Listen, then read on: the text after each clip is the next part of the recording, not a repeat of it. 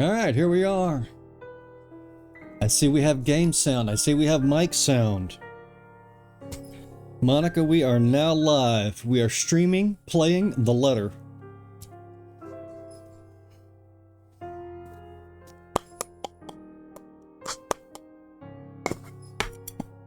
What do you have to say about that, Monica? Hold on, let's see. I hate the way that does that. Okay, I can see her. She's thinking. She's talking. She's gonna say something. Yay. Let's get the stream going, Blue. I'm so excited to finally be able to share my love of piano with you all. And what better way than by playing your favorite game, the letter? It feels like we're growing closer together every day, doesn't it? Yes, it does. Now,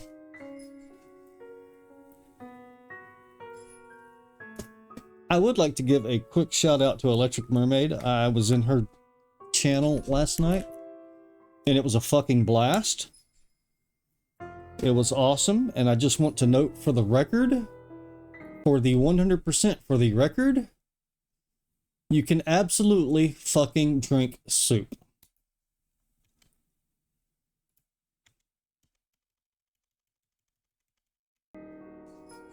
Flavorless soup, also known as water. No. Or thank you for the bits.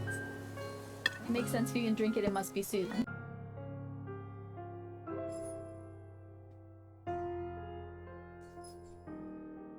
So why didn't that turn off? God damn it, there we go.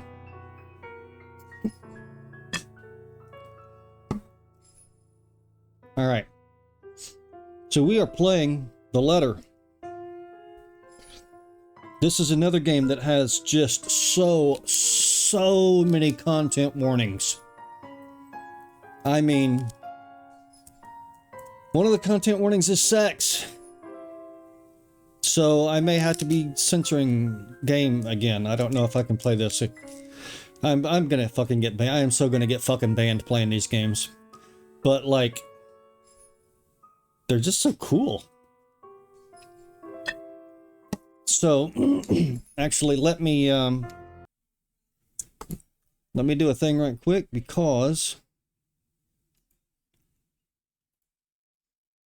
I want to be able to be right straight up front.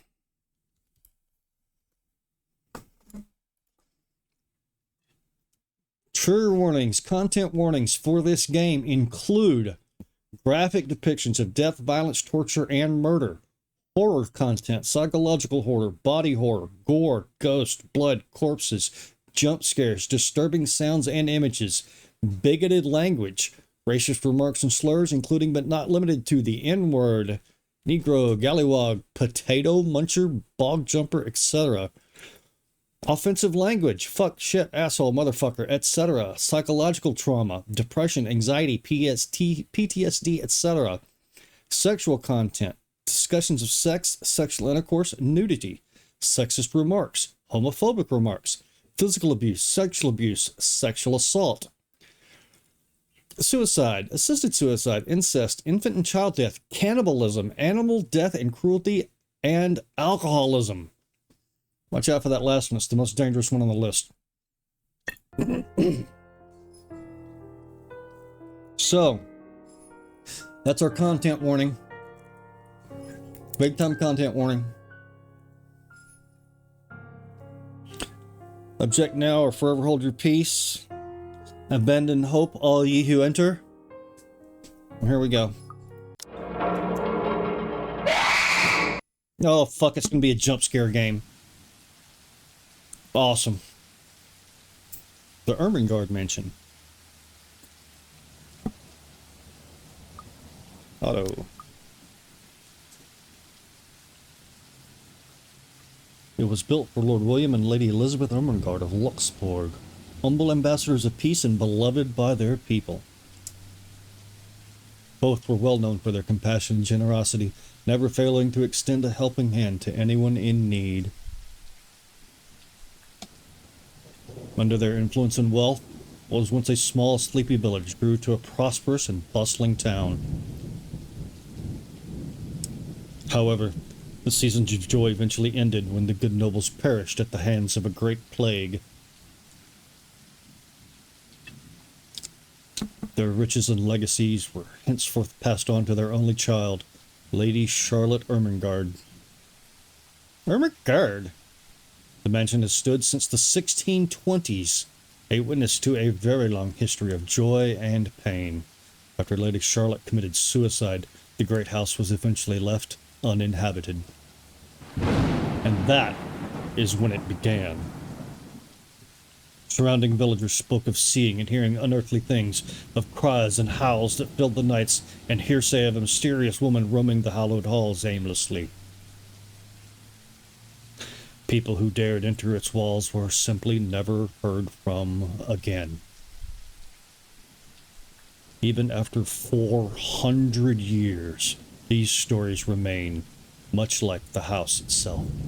Whispers about the once great house, its legend and its curse still fall upon the villagers' ears.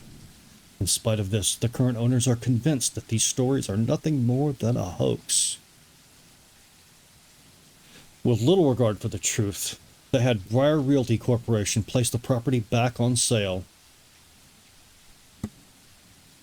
Like Pandora's box, the secrets that lie inside await to be discovered by brave souls.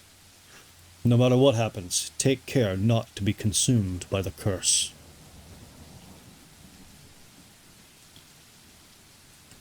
Good luck. Isabella. Hello? Isabella? Are you there? Where are you? A familiar, jittery voice comes from the other end. Oh, hey Rose!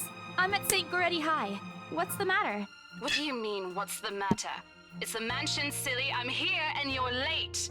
Jeez, we're on shift together. You promised. Oh my god, please don't tell me you forgot. You were planning on leaving me to check this place out on my own, weren't you? You chickened out. Calm down. You know I take my promises seriously. Sure you do. I'd like to believe that. So hurry up and get here. Hurry up and This get place there. is huge. A bit too quiet since no one's lived here since, like, forever, but beautiful nonetheless. Why are you so surprised? This isn't the first time you've been there. I know. I just wish I could live in a place like this. No, you It really don't. takes my breath away. Yeah, well, I So wouldn't does a be lung so sure wound. about that. Not after the rumors that say it's haunted. A sucking chest wound to take your Jeez, breath never away mind too. those rumors. Ghosts aren't real after all. And even if they are, which they are not, they can't do anything. They're nothing but How would you spirits. even know that? You don't know that. They might be listening or watching right now, and they might not be happy with you enough to curse you. No offense, Really? sweetie, but that's a bit of a stretch. Yeah, that is a bit of a stretch. Believe it or not, it's better to be careful. Right. You know, not every property we sell will end up with a dead body stuffed in a sofa.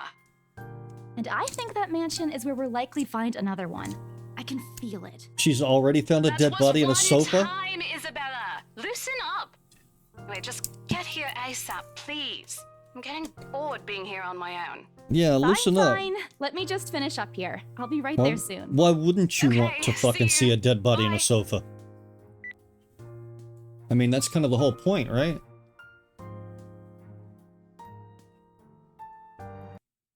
Ah, shit. Okay. There we go.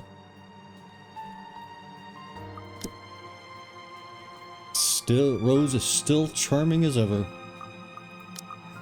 Who was that? I look up from my phone to see Rebecca, giving me a questioning look. Oh, that? It's just Rose. The one who trained you. You're working together again? Just for this property. We've been scoping out that big mansion down Anselm Village after the renovations. Today's sort of its grand opening to the public. The RC wants to give it one last check before we let potential buyers tour it this afternoon. Hold on. Is this the same mansion you've been telling everyone about? Didn't you keep saying how it just gave you the creeps? You actually went there? And you're going back? Well, Why not? I did promise Rose I wouldn't ditch her. And besides, a job is a job. Gotta do what you gotta do to make a living.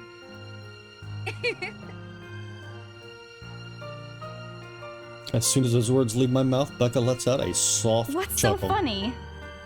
Nothing. It's just that I didn't expect you to say that. Coming from you, it sounds so out of character. Fuck you, Becca. I mean, no offense, but you've been freaking out ever since you got assigned to it. I honestly thought you'd back out. You know, if you have to say no offense, then you were offensive. Not all the time. I could really use a huge amount of cash right now, and this is just the fastest way to get it. Plus, listen to this. Briar Realty wants it sold as soon as possible, and the agent who lands the deal is going to get a huge bonus. They never give bonuses like that. Getting that would make life so much easier. They're desperate, I'm desperate, it's perfect. The whole world is awesome whenever everybody is desperate. A sympathetic look crosses her face. You know, if you're really in urgent need of money, you could have just asked me. Or Ashton. We can always let you borrow, and you can pay us back whenever. Well, that paying back is the hard part, isn't it? Because when you borrow, you're stealing from your future self, right? I have to keep myself from groaning out loud. In the years I've known her, I can already tell what to expect when she has that expression. Becca! I've noticed that you've been living off instant noodles these past few weeks. Instant noodles are good. She crosses her arms and grimaces at the thought. Her voice slightly rises as she begins to scold me.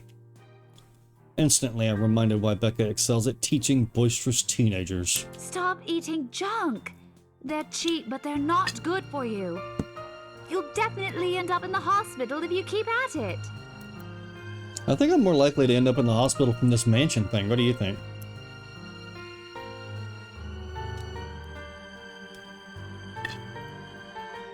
I eat other things too. Hey! I eat other things too. I got an achievement for making a decision. Wow, okay. I fold my arms across my chest, mimicking her posture and giving her the best frown I can muster.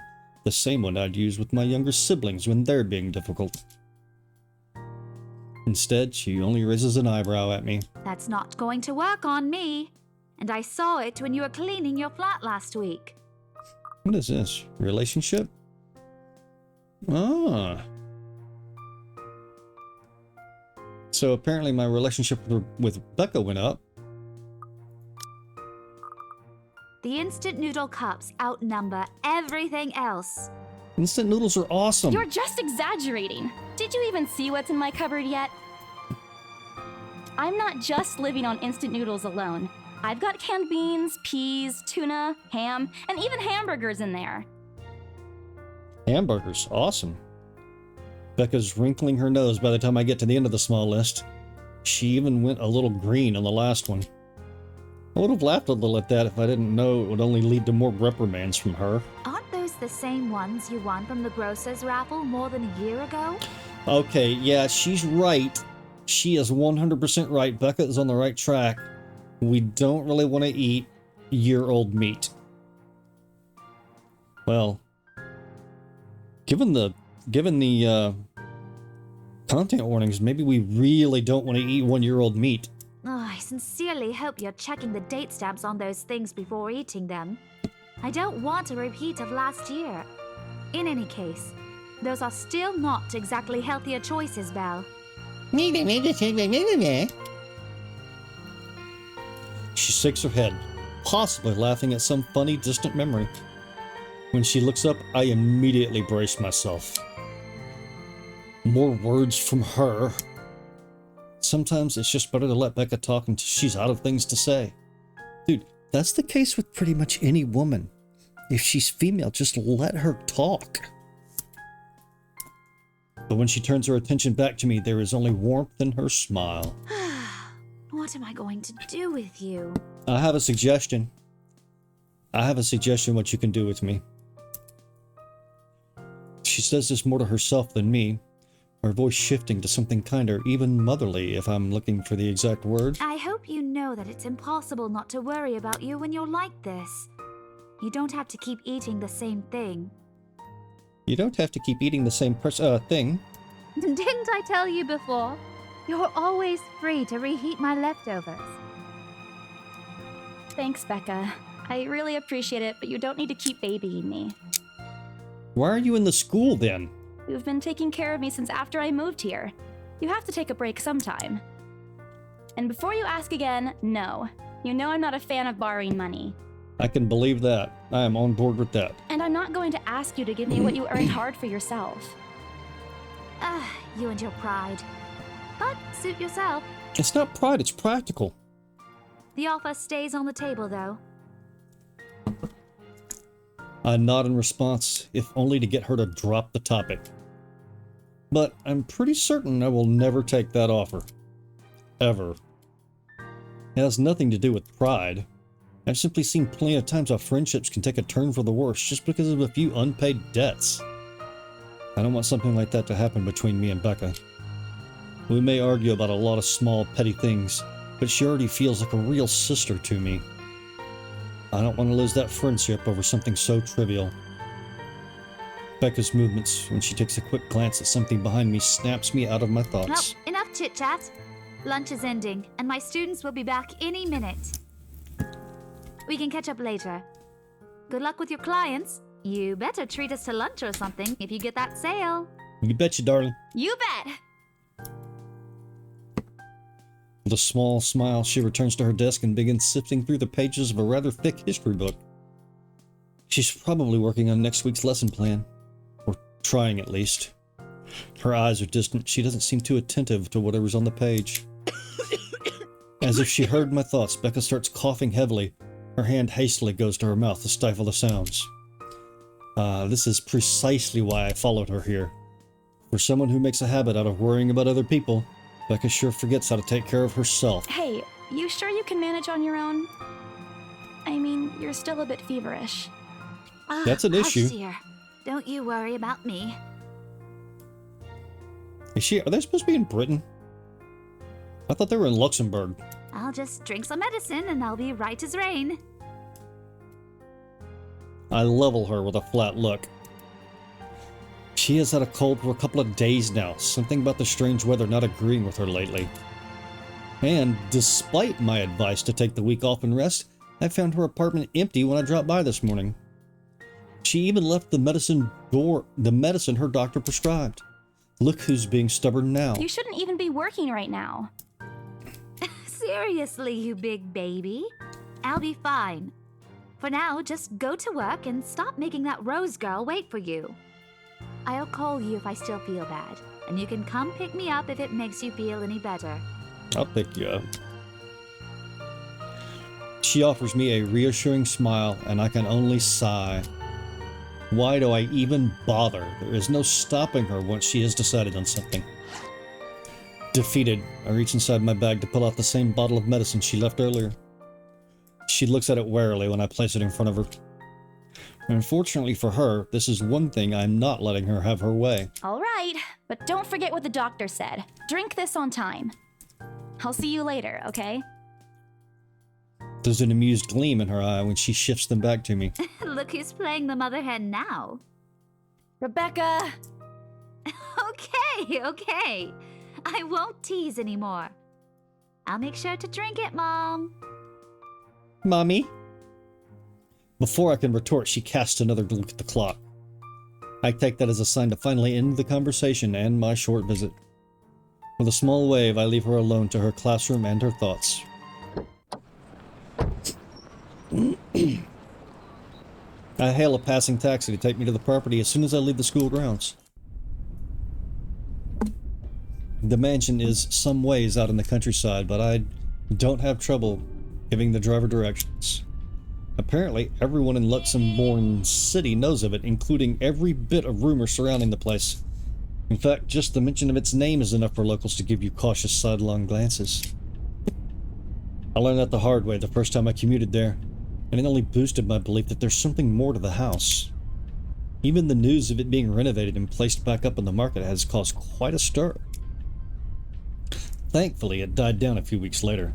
The place would have become a lot harder to sell otherwise. I avert my eyes from the window once the buildings shrink in the distance. We get a glimpse of the countryside soon, although a quick glance at my watch tells me we're still a few minutes away from our destination. Might as well get some work done. Rose did ask me to review the mansion's documents. I already looked them over last night, but you never know when things may go wrong. Life has ways of messing things up like that. Halfway through reading the papers, my phone rings again. I pick it up without looking, neatly tucking it between my ear and shoulder. It's probably just Rose again anyway. Rose? Nope, Ash. Guess again.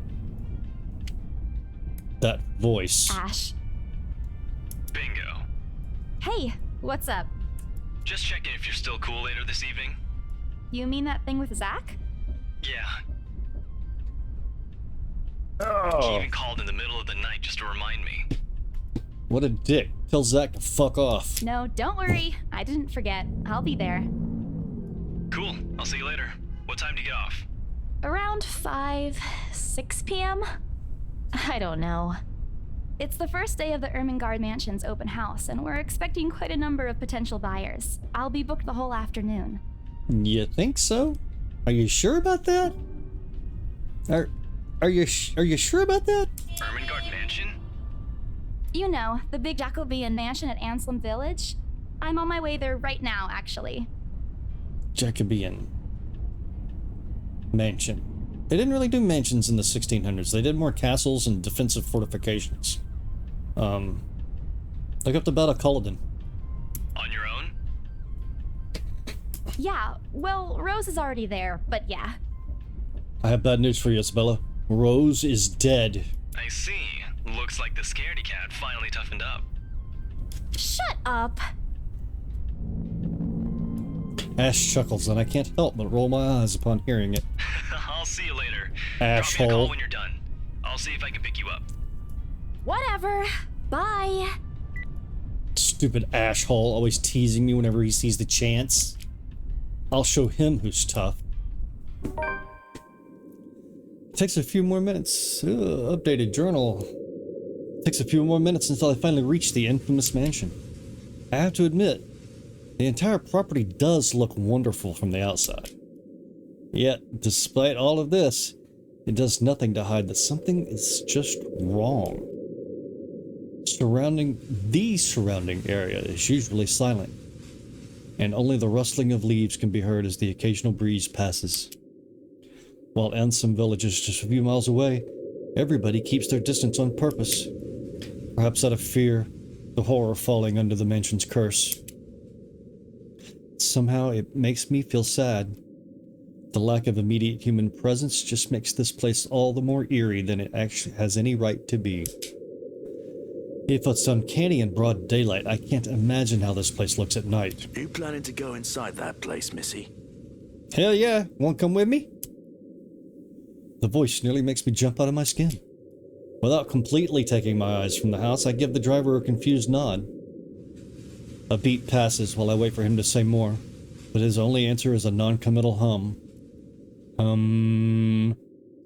Belatedly.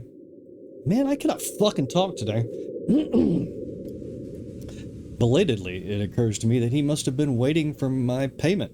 I mentally slap myself for spacing out and promptly hand him the fare with an apologetic look. I expected him to leave as soon as I've paid, but there's a hesitant expression on him, as if something hasn't been said yet. Is there something wrong? Look, Missy, I'm sure you've heard what the people are telling everyone about that place. Nobody likes to be disturbed when they're at peace, and I'm pretty sure whatever they say is in that house doesn't want to either. Is it at peace, though? You think it's at peace? I admit they did a good job fixing it up, but there must have been a reason why even distant relatives of the family who used to own the house never lived in there despite inheriting it. Maybe they're dicks? No wonder they wanted to get rid of it. Maybe they just didn't like it? You never know. You never know. He drives off, but what he said has left a foreboding feeling in my gut. I breathe out a heavy sigh as I approach the house. After hearing enough of the rumors, I should have expected the conversation to take that turn. But I'm already here, Backing out is completely out of the question. It's not like I have a choice anyway. If I want to get that bonus in commission, one way or another, I've got to sell this property. The door is ajar when I get to it, however, while my own copy of the keys dangled uselessly in my hand. Rose must have left it open when she arrived. That's weird. We may be the only people here this early, but I've never known her as someone as careless. Entering, what greets me inside leaves me gaping. They've cleaned every corner, waxed the floor, dusted the antiques, searched every nook, cranny, and crevice, and made it spick and span. All for the sake of making the mansion more enticing to the modern-day lords and ladies. But no matter how hard they try, the mansion still looks as soulless as ever. As though it's going to eat you alive. If you ask me, they should have just listened to what other people have been telling them and leave this place alone. Some things in this world are better left alone, never to be disturbed ever again. Rose? Echo! Echo! Echo! I call out. Rose, I'm here. Where are you? Fuck off, spammer! My voice echoes softly through the hallways. Oh, who am I kidding? In a place this big, I don't think she'll hear me no matter how deafening the silence is. She could be all the way on the other side of the property for all I know. Quickly, I reach for my phone and dial her number. I'm telling you, she's dead. The number you have dialed has not been recognized. Please check and try Oh, again. she's not even just dead. She is completely erased from reality. Outstanding. It's a good start. What do you mean has not been recognized? We were just talking a while ago. It's not like she was eaten by the house, right? Or maybe the ghost did hear us talking and spirited her away, right? Right? No, Isabella, don't be ridiculous. She probably just wandered deeper into the house and lost signal or something. I dial her number again, hoping the call will connect this time. The number you have dialed has not been recognized. Please I'm check telling you, and try again. she's not in reality anymore. She is otherworldly. But to no avail. Oh boy. I have a very bad feeling about this. Okay, Han Solo. Rose? If you can hear me, please come out.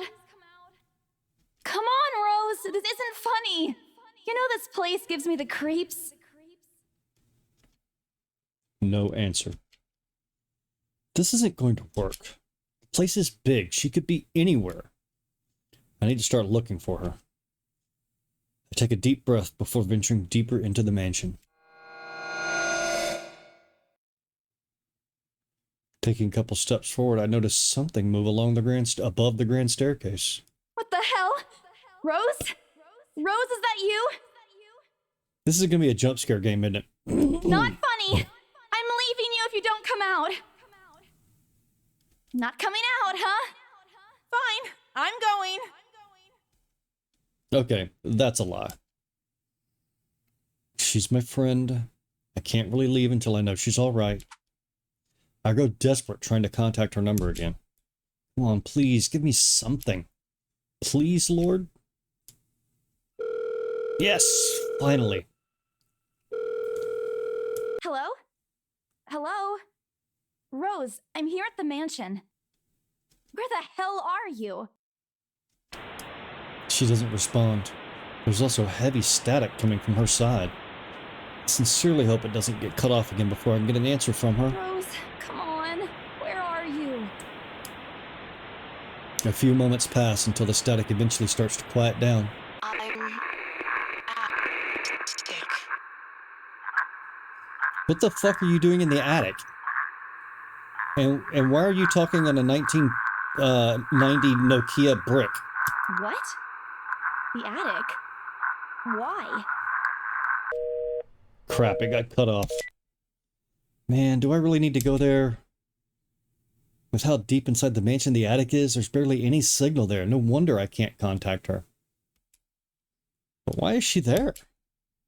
Out of all places, she just has to make me go fetch her in the creepiest room of this place. Is she doing this to get back at me for being late? Whatever, I'll just go.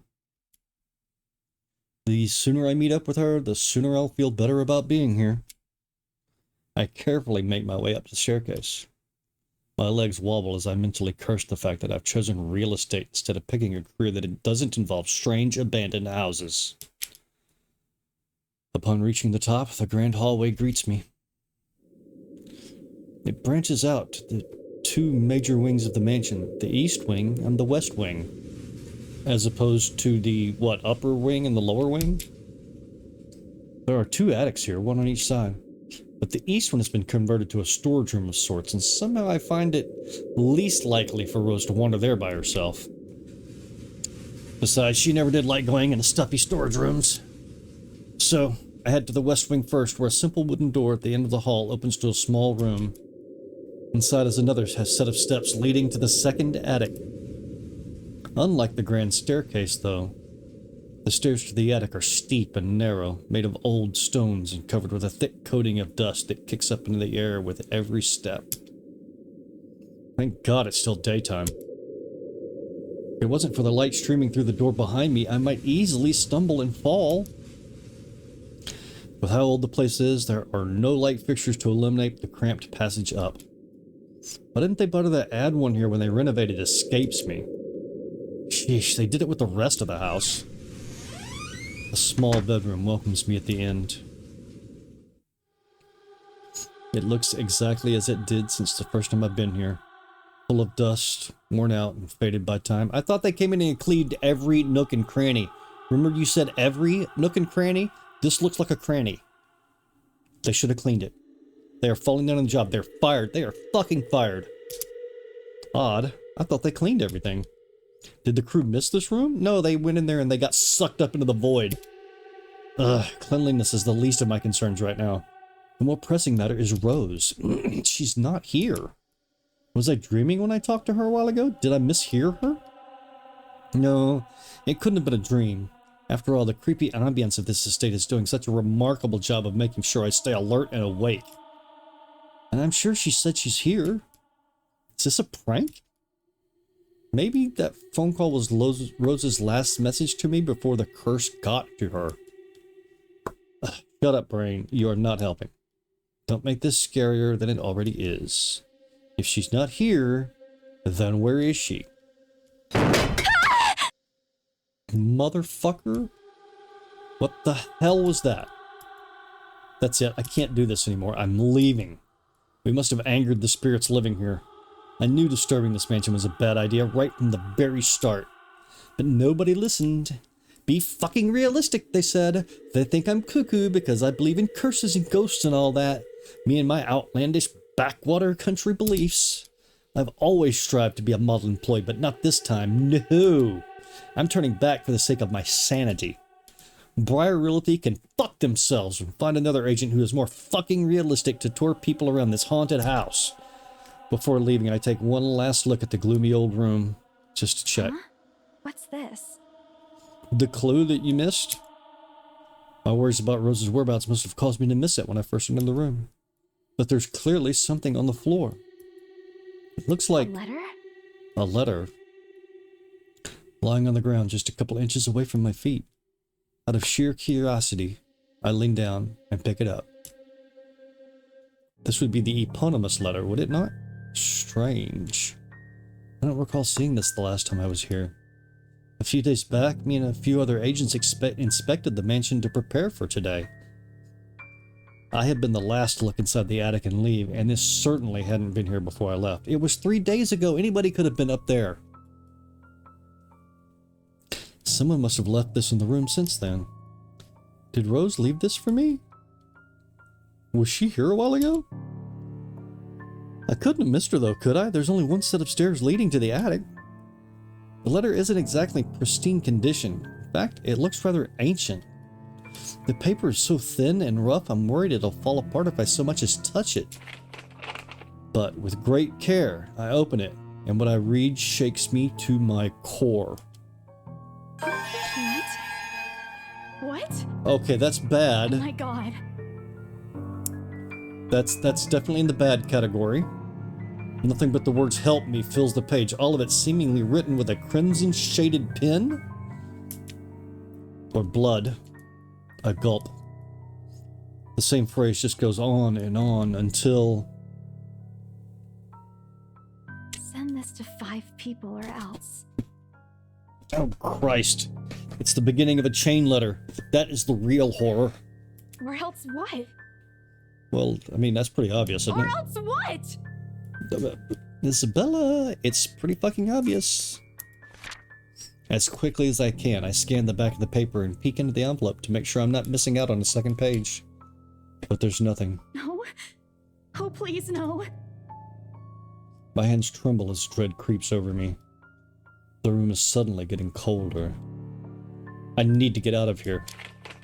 Folding the paper in half, the sight that greets me has me frozen on the spot. Yeah, that would do it. A pair of blood-soaked feet enters my field of vision, covered in gaping wounds with skin eaten away to reveal flesh, bone, and all manner of things one isn't meant to see. It's too much. All of it is too much. I want to cry, call for help, but the words catch in my throat. Even my feet won't move, completely paralyzed out of terror. Lord, please help me. Be brave and look up. Abso-fucking-lutely. We need to see the threat. I need to face it. Whatever these feet belong to, I need to face it. And if I'm going to die, if they're going to kill me, at least I'll know what my killer looks like. A cold comfort. So, with a deep breath, I summon every ounce of courage I have left in me and shift my gaze upwards.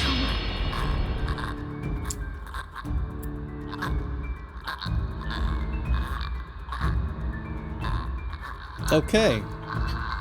Please, don't hurt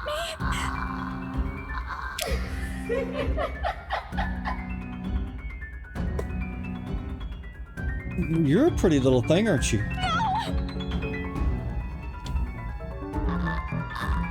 Without thinking, I scramble towards the door. I struggle to open it, but it won't budge. Stay away! Go away! Please, Lord! Make it go away! Why now? Why won't it open now? My heart sinks as reality dawns in. I'm locked in. Locked in with that thing. Let me out! Let me out! Lord, please, let me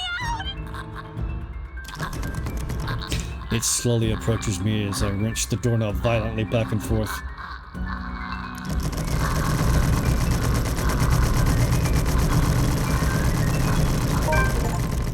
Woo! Win a QTE without stipping. Yes! The door finally swings open and I couldn't have been happier. Wasting no time, I leap out the door and don't look back. My feet pound against the door in rhythm with the loud, fast beating of my heart. By the time I run past the hallway and find myself atop the grand staircase, my chest feels so tight, like it's going to burst. But that's nothing compared to the feeling of hope and the sight the exit gives me. Racing down the stairs, a breathy laugh escapes me and my shoe slips, and I find myself falling until my back hits the ground and pain racks my body. My head grows fuzzy, my vision dims as I fight to stay conscious. Go away.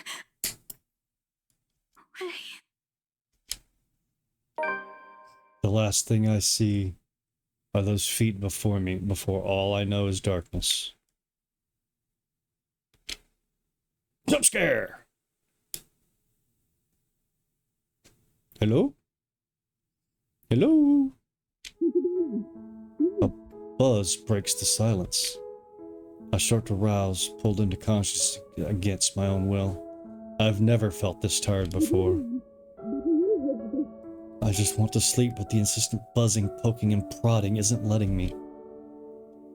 My old mattress may not be the comfiest of places, but that doesn't make me any more eager to wake up. 5 more minutes, Becca.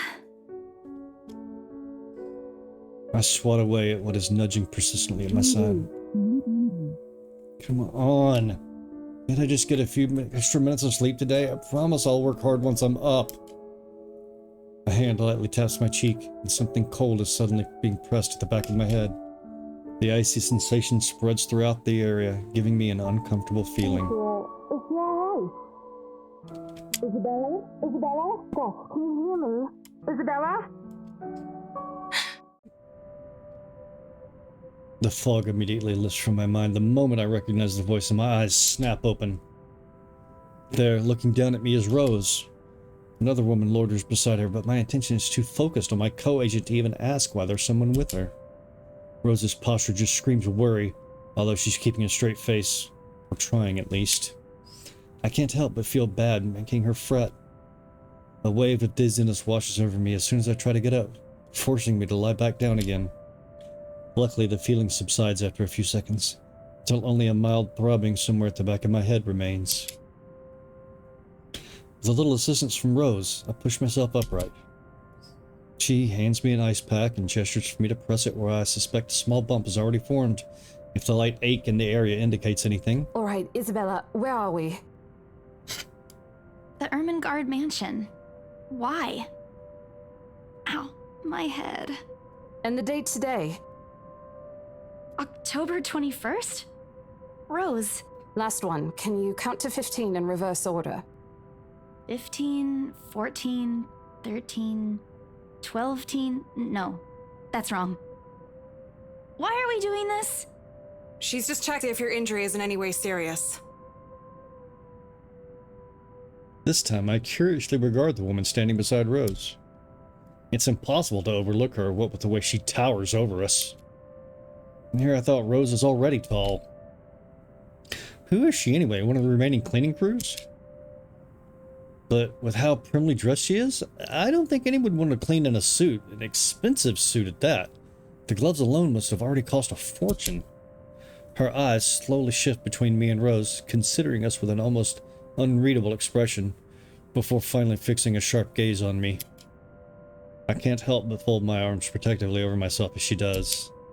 She may be far from a cleaning crew, but she certainly looks like our supervisor during evaluation. Just do it, please. You know, the reason I picked this game today was because I didn't feel like reading a whole lot. That was a miscalculation. I eye them both warily, but recite everything as she has asked. Rose releases a breath of relief. This writing is awful. Rose releases a breath of relief once I'm done. You scared me for a moment there. I was about to call for an ambulance. Are you all right? An ambulance? Exasperation soon replaces the dull ache. Memory's a little fuzzy, but the attic? And There was someone, Rose. In the attic. Someone? You mean a client? Oh, that's unlikely. It's probably just one of the cleaning crews. The boss sent a few of them back this morning for some last minute... No, not any of those. I'm not actually sure. Wait, didn't I call you? You said you were in the attic when you answered. That's why I went there in the first place. both Rose and the lady look at me like I've just grown another head. Did I say something weird? Rose quickly casts an apologetic smile at the woman before the awkward silence stretches on further. Her saleswoman smile, the same one she taught me back when I was still her trainee. I should show this to troublesome clients, or just to avoid trouble in general, she advised. It's also the same one she gives me when I've done something particularly absurd that may cause us to lose a potential sale. Her eyes are serious when she turns back to me. She takes both my shoulders, gently squeezes, and with as much patience as she can muster. As much as I'd love to have gotten at least a heads up of your arrival, I didn't really get a call from you.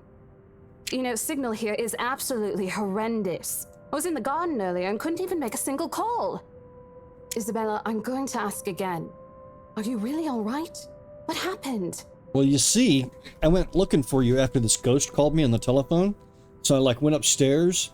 I went to the creepy room instead of the storage room. For some reason, when I couldn't find you in the creepy room, I decided you had disappeared instead of just wanting to go and check the storage room. But anyway, I was in there and I picked up this letter that was written in blood, and it told me that I had to give it to people, and then there was a chick there with no skin, and she attacked me, and I fell down the stairs, and like, I really want a beer right now. I don't know. It's all a bit blurry. I remember I was looking for you, but you weren't in the attic. And there's whoever it is. Then I must have tripped on a rug or something on the way down. Oh no. Do you think someone came in while you were out? You left the main door open. We are so going to get into big trouble if something gets stolen, Rose. Perhaps it is a concussion. Are you sure you feel fine? We could still call for an ambulance. I could cover for you. No, I'm fine. I'm okay, Rose. I can work. Wait. Hold your horses, Rose. I can't just miss an important sale because of a minor bump in the head. An extremely minor bump. I've had worse when I was a kid. This is nothing. Besides, if I leave, you'll have to shoulder everything in the open house, alone. And in a mansion this big? Well, there's also the part where I may lose that bonus BRC promised, but that's completely beside the point. Rose gives me a skeptical look when I return the cold compress to her and push myself off the floor.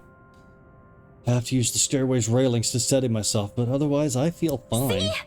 I'm A-okay. The two of them exchange a worried glance, and Rose assumes a contemplative look. Contemplative? I bite my lower lip in anticipation. If she says no... All right, you in.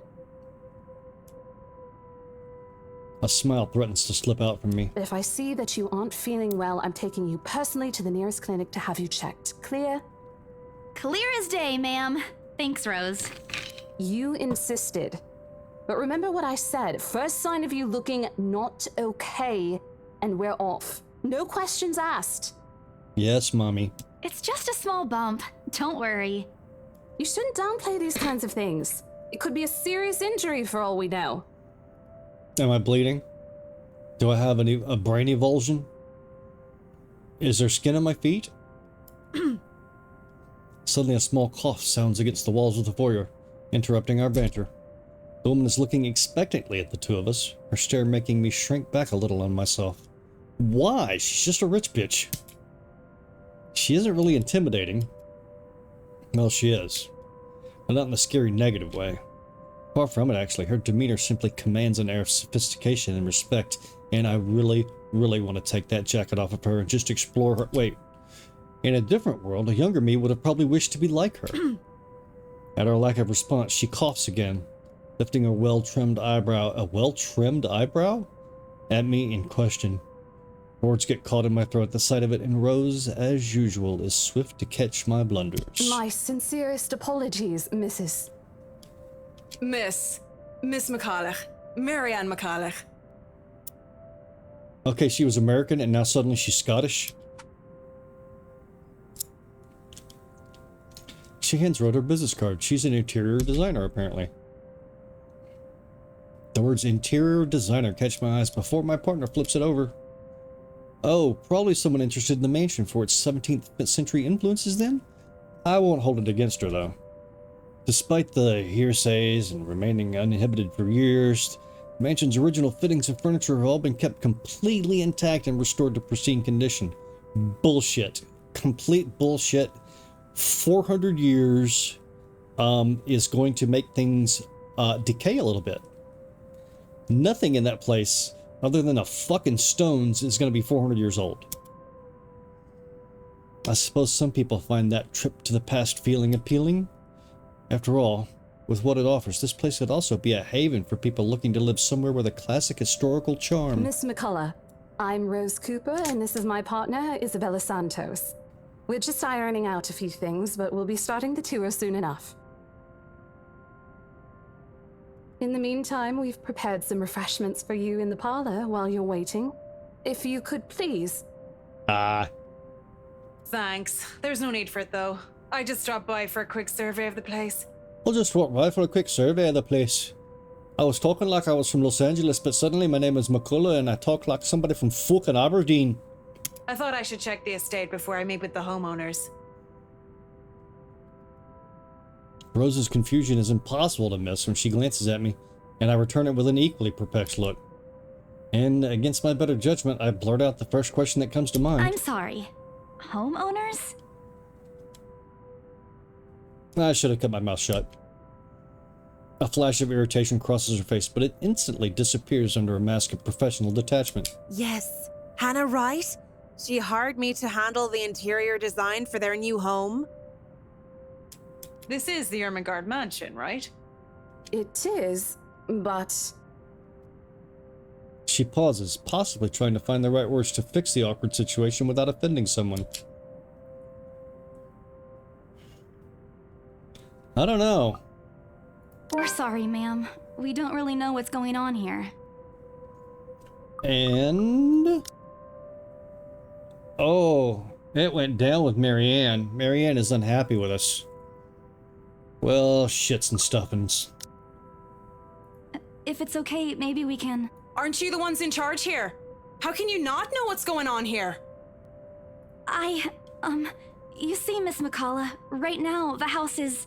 How about you grab yourself, pull yourself up by your big girl panties, and tell the bitch, hey, we don't know who bought this house. Nobody told us that your client bought this house, and if you don't like it, you can go stick this house right up your tight asshole.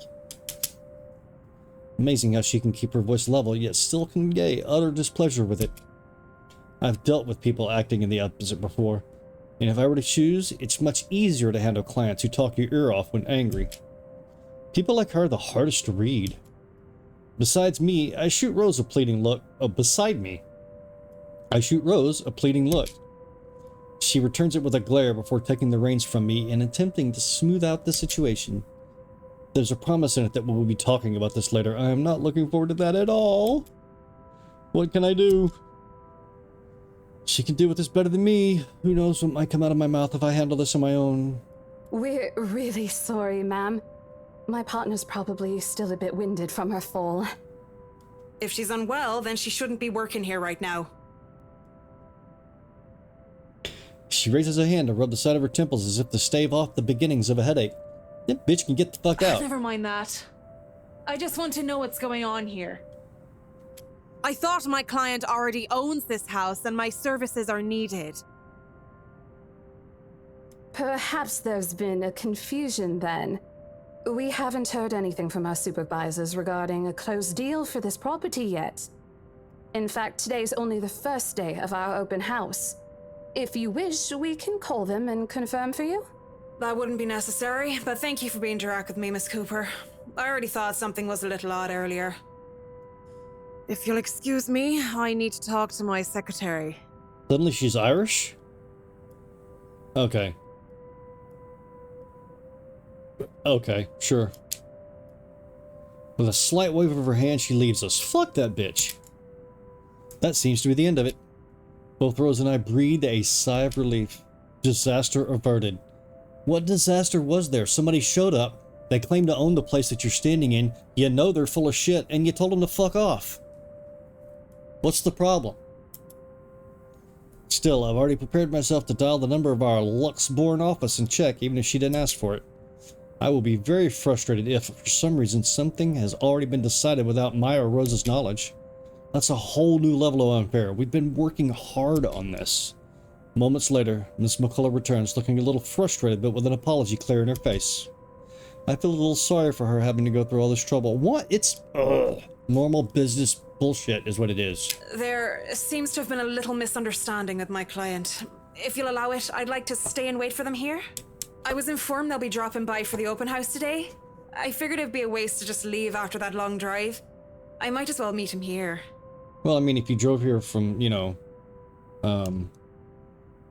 fucking Ireland, I guess that would be a bit. Certainly. You could stay at the parlor in the meantime, ma'am. I'm sure it won't be long before our guests arrive.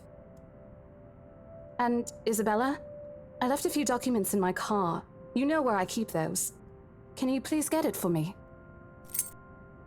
Rose takes a glance at her wristwatch before tossing me a set of keys. And hurry! We've still got a few minutes to double check those papers. Okay, got it. The two of them disappear behind the parlor's door. Their departure brings with it a stillness to keep me company, neither welcoming nor comforting. alone like this, it's impossible not to think of what really happened. I wish the memory isn't as elusive as it normally is. As it normally is? I wish the memory isn't as elusive as it normally is. There's like a triple negative in that. I wish the memory isn't as elusive as it normally is. So, it's normally elusive, but you wish it wasn't. What? Then again, Rose already said she didn't receive any call from me. Was it just paranoia, a temporary lapse after having heard all those tales about this place? Probably. I want to think of it as such. Better to think of it as such so I can work in peace. Except a small part of my mind begs to differ. If I'm going to be completely honest with myself, I want nothing more than to leave this place as soon as possible. I don't know what's in this house, and I don't want to know. The keys Rose have just handed me. Dig into my palm, its jagged edges creating shallow ridges on my skin from how hard I'm clutching it. Who wrote this? Because did they proofread it? It's a reminder of what I still need to do and why I've taken this job in the first place. Hugging my blazer closer to my body, I exit the house to get what Rose has asked of me. Just a few more hours, Isabella. Sell the house, get the money.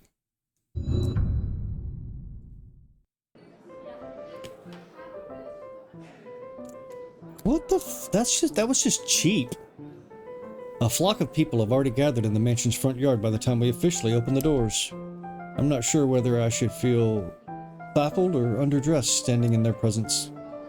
Men and women of wealth and status, all dressed to the nines in fancy suits and lovely dresses of varying color, compose the medium-sized crowd. Their necks, arms, and fingers are adorned with silver and gold glinting in the afternoon sun. Some even have ridiculously fancy feathered hats on their heads. I really hope there aren't any magpies living nearby like in the stories. Those birds will have a field day in this. What the fuck are you talking about?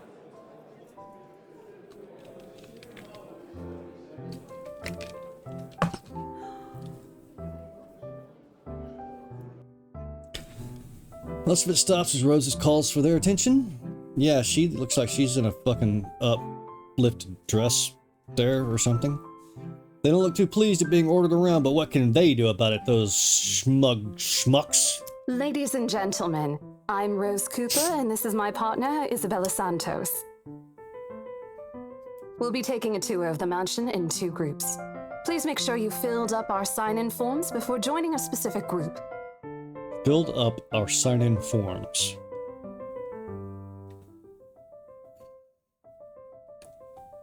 Our sign-in forms. Am I getting old, or does it just seem like everything is written by children? Those who want to look around the first floor, please follow my partner. I'll be guiding the ones who wish to see the ground floor. Hearing this, a few wander to me. There are mostly old ladies who seem daunted at the idea of climbing all those stairs. Miss McCullough also joins our group, but what really catches my eye is the elegantly dressed pair she approaches. It's so nice to finally meet you! When Chief Inspector Lee mentioned that a famous interior designer is in town, I knew I had to get you! Your confidence in my skills is very flattering, ma'am. I'm sure you won't disappoint, Marianne. Oh, you know each other?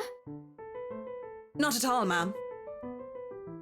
You mentioned something about a Marianne on our way here, darling?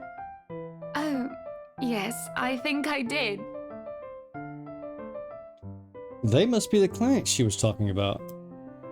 I might have seen their faces somewhere before, some magazine or the television, I can't quite remember. But then again, most of our guests have likely ended up on the news one way or another. I won't be surprised if these two have already.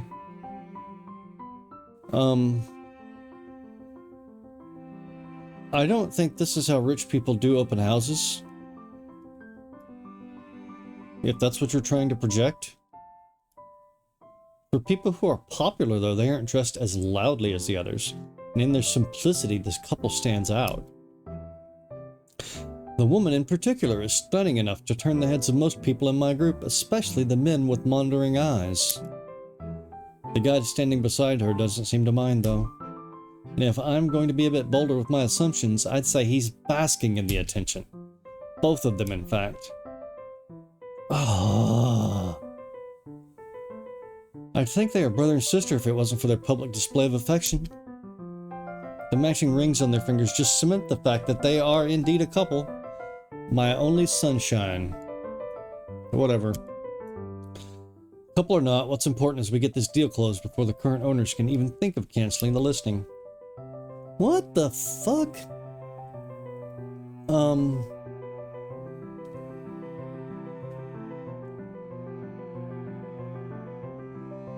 Yeah, okay. Just hold your nose and plow through. Maybe it gets better. And so, with papers in hand, I lead the way. When they aren't whispering among themselves or going woo and ah over one thing or another, they ask questions. From how the restoration process went to the history of the place, I answer them all. More than happy to talk about the art pieces and architecture mostly. However, I'm careful not to mention anything about the urban legend. Not a good material for sales talk, even if the entire population of Luxborn knows about it. Some of the furnishings here are actually the 17th century originals, all of which have undergone a painstaking restoration process just to return its original beauty. Even the glass thing, colorful ones.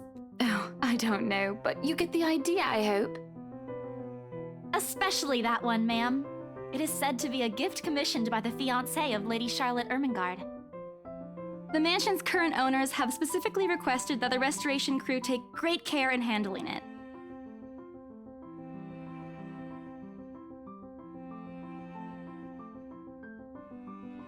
That's them. That's them.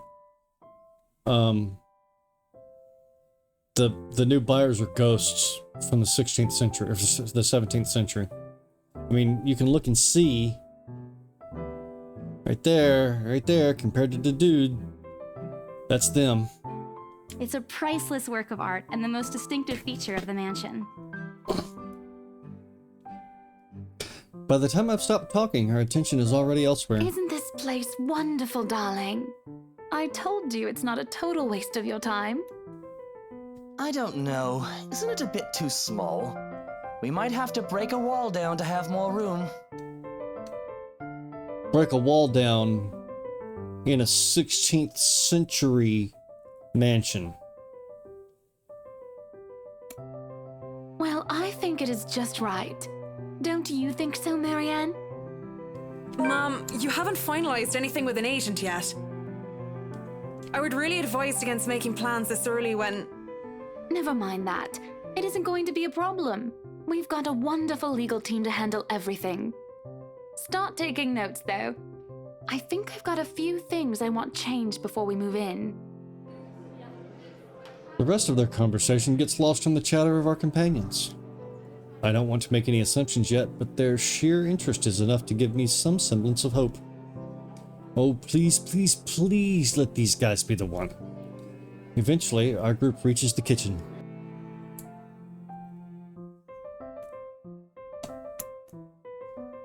Much like the rest of the house, a great deal of effort has been put in retaining the room's classical appeal. The open hearth at the end of the room in particular looks amazing, like the ones I've only seen in fairy tale books. Mad props to the cleaning crew. Mad props. That is some professional fucking language right there. Mad props. Yes, indeed. Seriously? After overhearing hundreds of their complaints about the soot and the tar staining the bricks, and how much of a pain in the arse cleaning this is, they still managed to pull this off. Make it look presentable at least. Like, oh my god. The highlight of the room, however, is what's underneath this hatch here. Okay, let's throw our rich clients down the hole. Oh, don't say anything yet. An underground wine cellar. This is the first time the Grarian speaks up. Mr. Luke Wright, my memory supplies from those forms they signed earlier. Then why didn't you know that before? Oh, my head. His sudden attentiveness catches me off guard. Since the start of the tour, only his wife has shown any form of genuine interest in the place.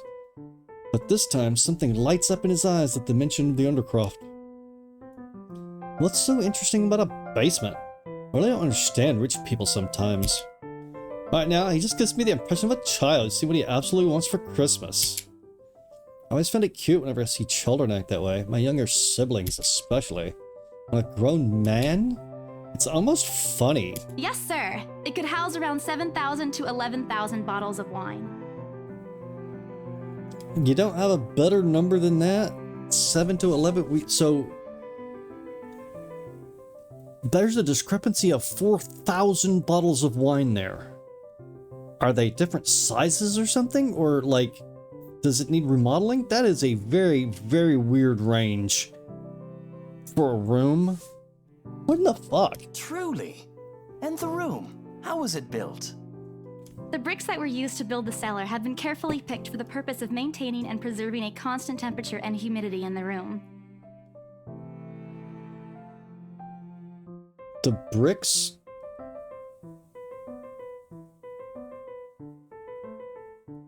Okay, this is why when they give writing classes, they say that you should write what you know. Because apparently this person doesn't know jack shit about A, construction, B, wine, or C, how to sell a fucking house. It's a good place to keep your private collection in if you have one, sir. It keeps the corks in good condition. Oh, love. Didn't you say before that you wanted to make your own personal vineyard? Perhaps you could start one here. You know we're going to need space for that, darling. And this isn't big enough? If it's space you're worried about, sir, the Ermengarde mansion sits on a 46-acre lot. There's plenty of room for it. A 46-acre lot. Okay, so the other thing I know is that this person is from the United States. Because they wouldn't say a 46-acre lot, especially if they're selling to super duper fucking rich people. It would be like the 46-acre expanse, or the magnificent 46-acre garden, or the fucking, even property, a lot? We were told that the original owners had a horse stable built here before, too. There's a contemplative expression on Mr. Wright's face, but he doesn't say anything further. His wife, however, seems really pleased that he started to show interest, if only a little. I smile to myself.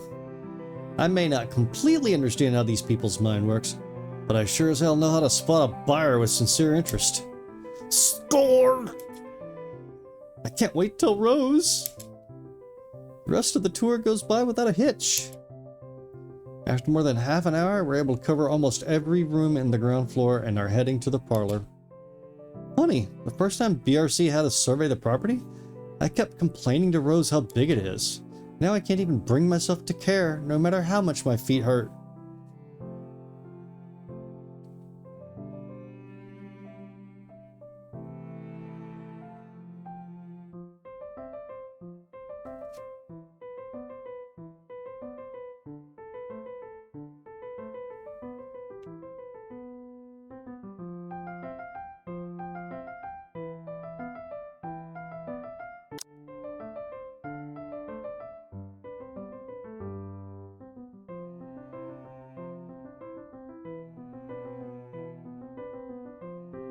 Monica, the character dialogue in this game is giving me such a headache. I really, really miss your literature.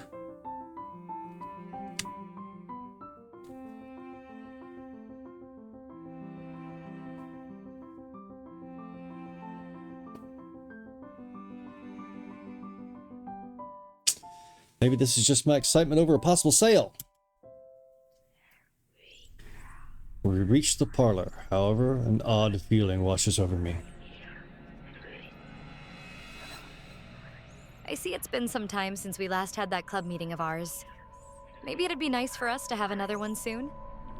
As for the character dialogue, Aha, yeah, sometimes you can get so caught up in what you're writing about and forget there are other things too. Like how much I've missed being with you all this time, and of course, our club's literature. If you can't tell that that lady and her husband are the people that used to live here in the 1600s, then you are a ditz and you deserve to have your head bitten off by the fucking ghost. It starts off as small goosebumps on my skin, the feeling of being watched intently, whispers in my ear, and shadows dancing, lurking in the corner of my vision. Dark silhouettes that are gone when I look. A chill settles down my spine, making me feel sick, and I start to break out in a cold sweat. I can't do this. I need to sit down for a moment. You know, ladies in the group have been requesting for a break anyway. If I can just... Excuse me, everyone? We will be taking a 15-minute rest here before we visit the first floor. In the meantime, please help yourselves to the refreshments and snacks we prepared. If anyone has any questions, feel free to approach me. I'd be happy to help you. I let them sit while I retreat to a quiet corner to recover. It's not what you think. Don't think about it. It's not what you think. I probably just caught Becca's cold. Don't think about it. I'm left alone for a good while, the same words spilling out of my lips in a silent prayer, until a hand taps my shoulder. Hello, you there? Yes, ma'am? Oh, look at you! Having to show a group around a mansion this big must be exhausting. Not a problem, ma'am. I'm just doing my job. Yeah, walking around and talking is awful. What a hard worker! Anyway, Isabel, right? Isabella, actually. But yes, what can I help you with, ma'am, right? Please, just Hana. Call me Hana. I just wanted to ask, how soon are we able to move in? My brain completely stops. The sick feeling plaguing me is suddenly gone, replaced by utter bewilderment. Is this a joke? She looks at me expectantly as I struggle to come up with an answer. Wait, ma'am, you see... But we haven't even negotiated a price yet, ma'am. We haven't even finished touring the rest of the mansion. A sale would be great and all, but... She stops me from speaking any further and puts a hand on my shoulder. For a moment, with her tight smile, she looks as if she has tasted a particularly sour lemon. Oh, please, sweetie, don't insult me. Money is not a problem. And, just between you and me, this place is better off with us than with some old lady who'll probably just fill it up with cats. I personally don't think there's anything wrong with having cats here, ma'am Hana. I'm sure there's more than enough space here if you want pets. Perhaps I'm still not feeling well, but really, what's wrong with cats? I mean, other than the urine smell? More importantly, why is she talking about moving in already? Well, I'm more of a dog person. But you see, this is going to be a gift to my darling. It's going to be our anniversary soon. That's her on the wall. That's her on the wall. And it would be so wonderful if you can secure its purchase for us. Maybe wonderful enough that I could get a bonus? Why, I can even offer something extra if you help us out with the paperwork. Bingo. Everybody else get the fuck out. Me and the lady have some paperwork to do. We actually have a process for this, ma'am. Rich people don't have to deal with the process. Rich people hire people like you to deal with the process. I don't really think that would be necessary or appropriate. And just what are you two lovely ladies talking about here? Leaving me and our lovely interior designer to talk here by ourselves. What would the people think, darling? What would what people think? Oh, it's just small talk, love. I was asking if she could help me with the paperwork. I try not to wince when her nails dig into my shoulder. I can't help but send an imploring look at Miss McClach, who only looks away with a sigh. Yeah, I can give you a fact sheet and a form to fill out. She wastes no time in taking the papers from my hand and shuffles through the bunch. Oh man, Rose is going to be so angry at me for letting her do that. Wonderful. And Marianne, I'd really love to talk to you about those changes. You took some— I did, Mom. But I really hope that this time... Excellent. Hopefully you can help us out too, Isabel. Isabella. Right.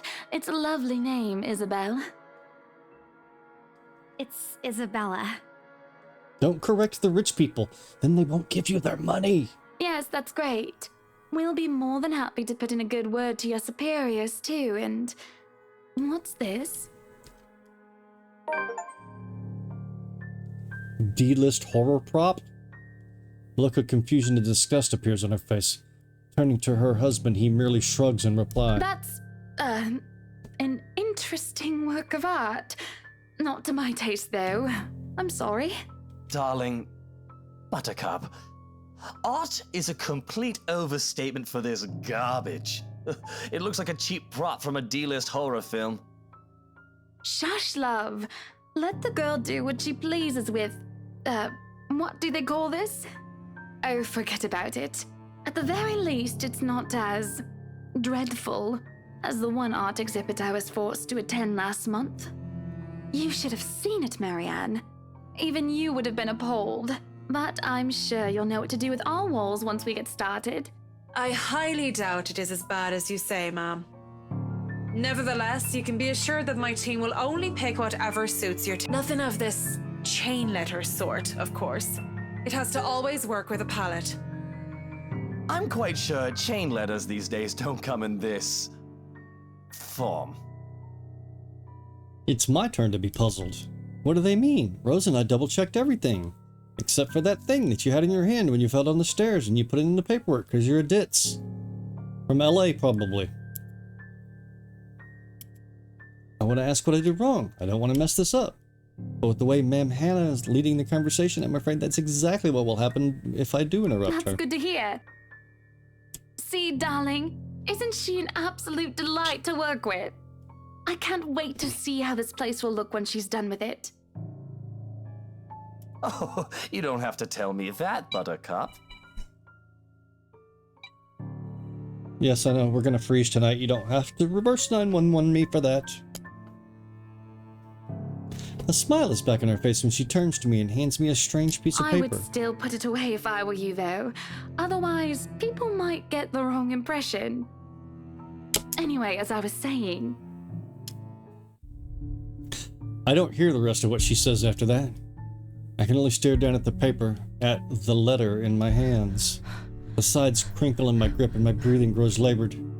Dread quickly fills my mind. Isabella? Are you all right? You're looking pale. I didn't even notice when Rose's group joined us in the parlor. I want nothing more than to say, no, I'm not all right. I want to leave this place. So I remember everything as clear as day. This letter and that woman in the attic. It's real. The letter. I'm sorry. I didn't know. Careless. I've been so careless. How do I even tell them that without looking like I've gone mad? Don't show the letter to Rose.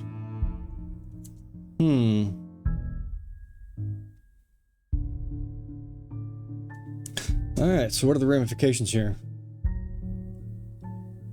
Rose is basically our boss. No, we're not going to show the letter. Rose, The words are stuck in my throat. I want to tell her, I really do. Well, it hadn't changed. But is she going to believe me? She already dismissed me earlier. It's a concussion, she said. It's not.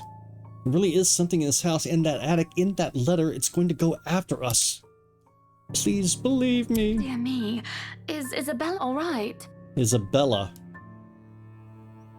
Ma'am Hannah's voice breaks through the haze, beginning to cloud my mind.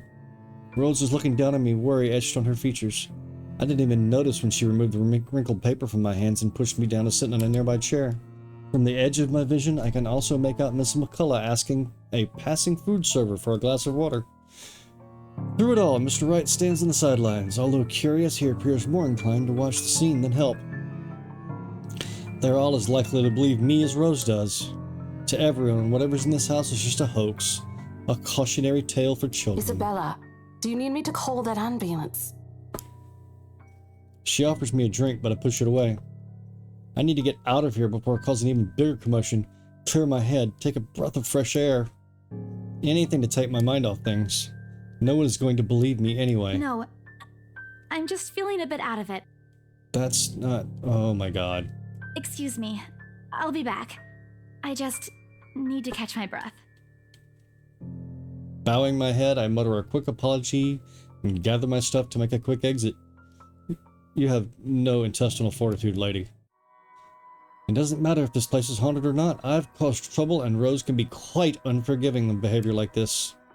I'm almost at the door when she catches up to me. Isabella, wait! What? What do you fucking want? The apprehension must have been quite obvious on my face because her expression instantly shifts to something gentler. Eyes softer, a fond smile spreading on her lips. I'm not angry.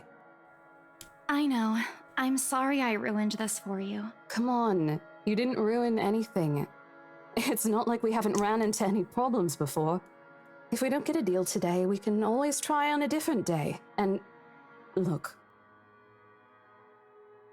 She hesitates, completely trailing off before shifting her gaze down to her hands, a small gesture to stall. Her fingers are fiddling with a piece of folded paper. It's that stupid letter again. My hands stiffen when she gives it back, but I take it nevertheless, more as an automatic response than any desire to have it back. I'll throw it away if I can. But I have this nagging feeling that one way or another it'll find its way back to me regardless of what I do about it. Rose, this is... You have to let them know about... I know you want us to get this sale so badly. And we've made a lot of plans on how to go about this. I mean, who wouldn't? This is the first time I've been assigned to a property like this. I've sold plenty of houses before, but nothing like what we have here. It's a beautiful house. I'd love to get one of my own if I ever win the lottery. You think the lottery is going to be enough to buy a 16th century mansion?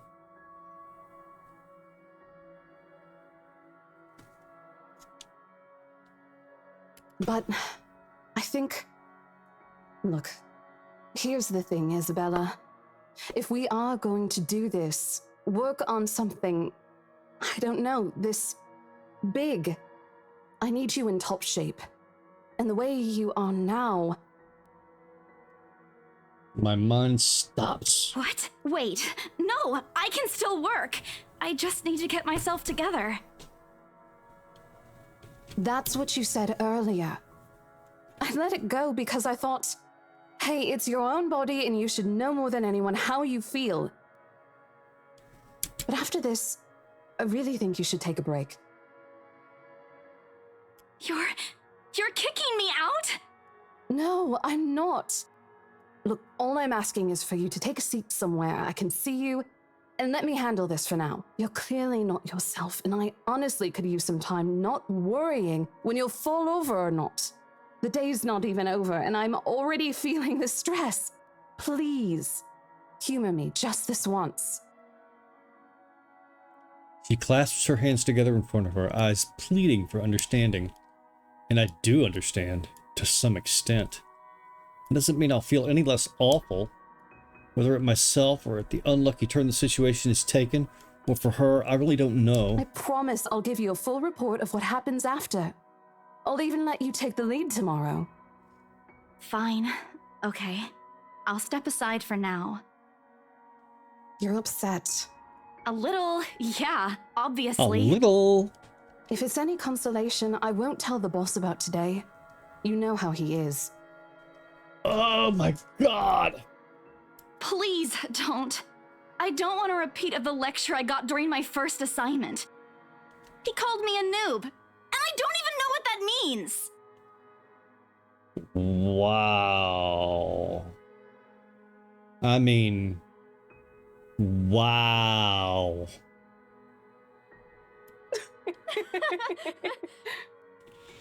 At the memory, we both burst into helpless giggles, earning us strange looks from the guest milling about the door. Why would they give you strange looks? Why would they give strange looks to a couple of obviously very young women giggling? That's what obviously very young women do.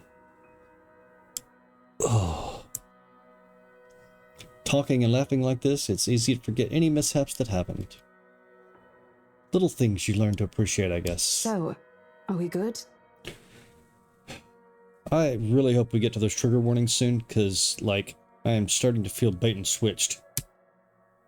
I'm still not okay with it, but Rose has a point. It's better for me to step side of this one for now. I won't be able to help you anyways if I keep getting distracted like this. Maybe I'll just take a walk outside or something while I wait for you to wrap things up. Please, just stay put. I insist. I'm not an invalid, Rose. You clearly have not seen how you looked earlier. It's not that bad. Color hasn't even returned to your cheeks yet. Just stay here, all right? Don't even think of going anywhere.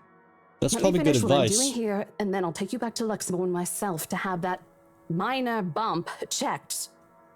At least wait for me to call someone who'll fetch you, okay? Don't go wandering off, dum-dum. She's gone before I can voice one word of complaint. With nothing left to do, I find myself drifting back to the foyer. A few visitors linger in the area, some merely enjoying the afternoon sunlight streaming through the stained glass windows. Others can be seen admiring the priceless antiques decorating the room. One group of elderlies, gathered some ways across from me, is occupied in a friendly banter about which one would cost more to buy. A little argument here, and occasional laughter and teasing there. I smile to myself. Conversation reminds me of what I've been missing these past few months. Rose is probably right. I do need a break. Maybe this afternoon's hangout will help. Speaking of, I should call Ash. If it's a few hours early from what I've told him, but he did ask for a call once I'm done. Besides, I don't have a ride back. He offered, so I might as well take it. Or bribe him into giving me one. What are you going to bribe him with, darling? Not that he'll ever accept the latter, personal convictions and all. Honestly, if there's something I find admirable about him, despite his tendency to annoy the hell out of me, it's that. Well, whatever way works. A free ride is still a free ride. There's Rose's offer too, but despite what she says, I know she'll be busy for the rest of the afternoon, especially without me assisting. Bothering her for a favor as small as this is the last thing I want to do right now. Couple of minutes, and a few prayers asking for a decent signal later, the call finally connects. And... Shit! Sup, I'm Ash from Deluxe City. Baggers, watch out, can't beat me. Looking for trouble? Better not lie. I'm a cool dude, pretty fly for an Asian guy. Sup, I'm Ash from Deluxe City. Baggers, watch out, can't beat me. Looking for trouble? Shit, how Better loud is not this thing lie. even? I'm a cool dude, pretty fly for an Asian guy. Sup, I'm Ash from Deluxe City. Baggers, watch out, can't beat me. Looking for trouble? Better not lie. I'm a cool dude, pretty fly for an Asian guy. Sup, I'm Ash from Deluxe City. I recognize that damn Parker anywhere. Without bothering to end the call, I march towards him. What happened today? I'm really not in the mood to deal with this. Ashton Frey! What happens next is something I'll surely regret later for having not recorded. He jumps, letting out an undignified yelp, followed by his phone slipping out from his grip. It bounces from one hand to the other in his poor attempt to catch it before ultimately landing flat on the floor with a resounding clack. I feel kind of sorry for the phone and the floor. But it's not every day you can catch someone like Ash off guard and get a reaction. Damn his stupid detective senses. I'll take every ounce of victory I can get, no matter how small. Ha! An awkward pause passes between us. A blink, a cough. He makes a face. And then, in too quick motion, he ducks and retrieves his abused gadget while a grin threatens to break out from my lips. He doesn't meet my eyes when he straightens, but a flush has crept from his neck to his cheeks. In another universe where we haven't known each other for 5 years and suffering through his teasing isn't a day-to-day occurrence, chances are I'd find that adorable. Endearing, even. Unfortunately, this isn't that kind of world. The way things are, I'm already content to see him out of his obnoxiously calm and collected disposition. Holy shit, can we please move on to the plot? Hello to you too, scaredy cat. I could stand to be greeted like a normal person, you know. What? And miss that look on your face? No way. Oh man, I should have taken a picture. I am so honored you find this funny. Is that how you treat your guests? I think I need to talk to your supervisor. I think I need to talk to my supervisor. Oh wait, I am my supervisor. Talk to yourself. You aren't even a guest here. What are you doing here in the first place? God, I hope we get... Can we get to something that's not revolting and stupid? I don't think I'm even gonna bother. Why? I'm a professional. I will get through this. Suddenly, checking every nook and cranny in his phone for any damage and scratches seems to be a more interesting activity than explaining himself. I could be looking to buy a house. A mansion? Yeah, why not? Did you see the view outside? It doesn't look haunted to me at all. He's messing with me. Ashton, I am not in the mood. What are you doing here? He chances a glimpse at some point behind me. The parlor? Curious, I follow his gaze, but before I can figure out what has caught his attention, he places a hand on my shoulder and turns me back to face him. I just finished working on something, so I dropped by. I still don't see how his work has anything to do with why he's here. In my confused look, he drops the hand resting on my arm, like he has touched something particularly hot, and casually rubs the back of his neck. And I said I'll see if I can pick you up. Turns out I can. Free time and all. So here I am. Figured you'd still be busy, and so I roamed around for a while. Oh, you should have mentioned that sooner. I was about to throw you out. Throw me? Hey, I was given a pamphlet. I think that makes me a legitimate client. We have mandatory sign-in sheets for clients, Ash. I didn't see your name on it. And you can't just roam around because it says open house. Normal people actually follow an etiquette here. Right, okay. I think I'll just go ahead and... No, wait. I wasn't really going to throw you out. Rose said... Never mind. I was just about to leave anyway. Wait, what? Now? Something must have shown in my face because he pauses and gives me a long, hard stare. I bet you wanted to give you a long, hard something. Sometimes I forget how easy reading people is for Ash, given how he often looks as if everything around him is a chore. I avoid his eyes, hoping he'll drop the subject and won't ask me any more questions. The last thing I wanted to tell him what happened, especially the part about the letter. In fact, he's the last person on earth I'll ever think about telling it to if I can help it. Oh my god. Sure, he's a dependable guy. God knows how many times he's helped me, even without me asking for it. Stuff like ghosts and the supernatural? He'll never believe those, even if he hears it from a friend. Except maybe if it's Becca. On a good day, the most harmless thing he'll do is give you an explanation why those things have no chance of ever being real. At worst, he's insufferable. He'll poke fun at you every single chance he'll get. Asshole. What did I ever do to him? He never does that to Becca or Zach. That's because he wants to get in your pants, darling. Oh my god. I can already imagine how things will go down the moment I spill a word of what I saw. Nope, over my dead body. Before it catches his attention, I shove the letter deep into my What's bag. wrong? Nothing. Doesn't look like a nothing to me. We still have Zach's movie tonight, remember? It's still early. And didn't you say your shift will end around 5 or 6? What about... Hey, Isabella, wait up! I run away. A rush of air greets me as soon as the main door opens. Not the usual autumn draft, but it's still a welcome change from the stifling atmosphere inside the mansion.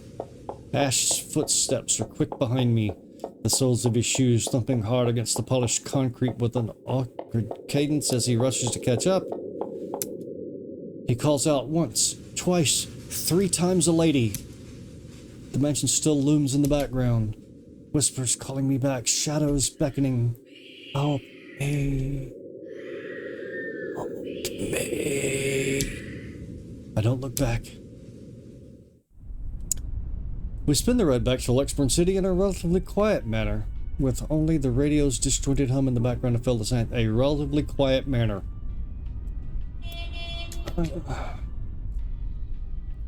Occasionally, Ash will reach out to fiddle with Occasionally, Ash will reach out to fiddle with it until the signal settles or it's on a respectable volume, but otherwise he doesn't say anything.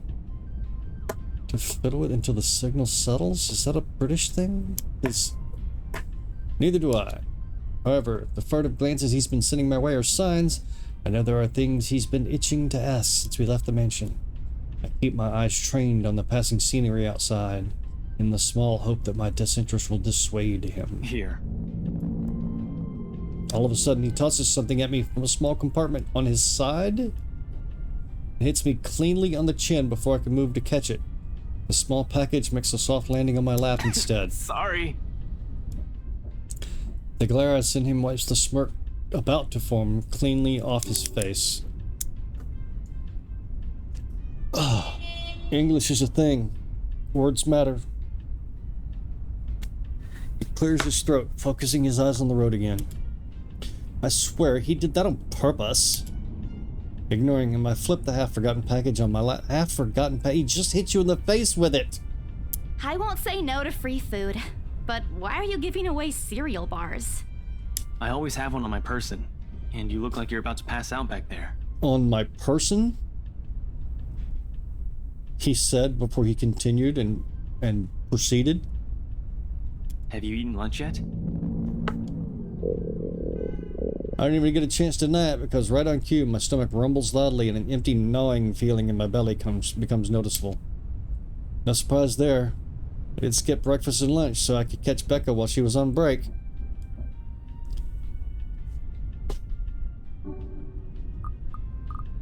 Backlog. Save. Load. Journal.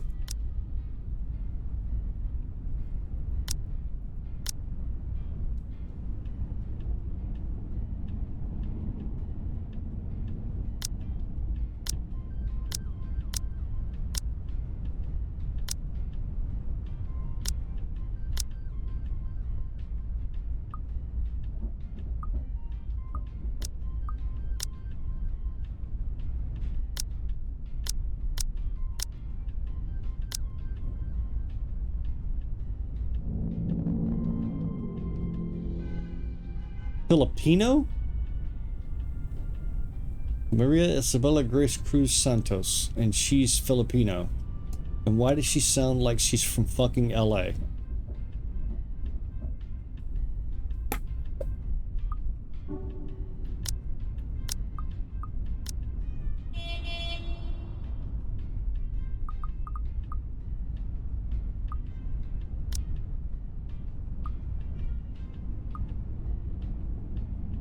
No, we don't want to look at spoilers.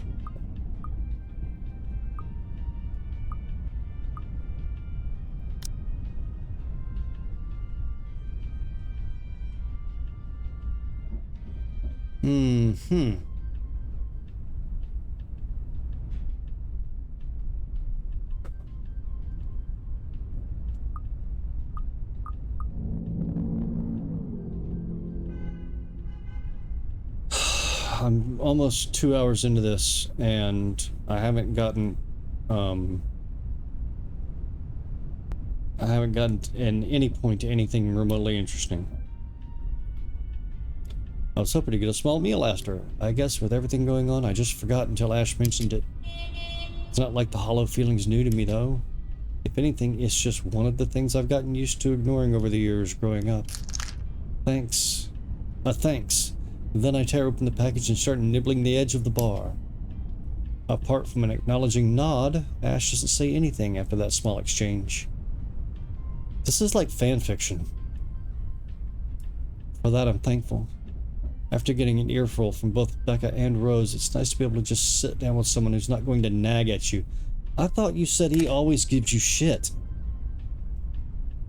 How'd the open house go?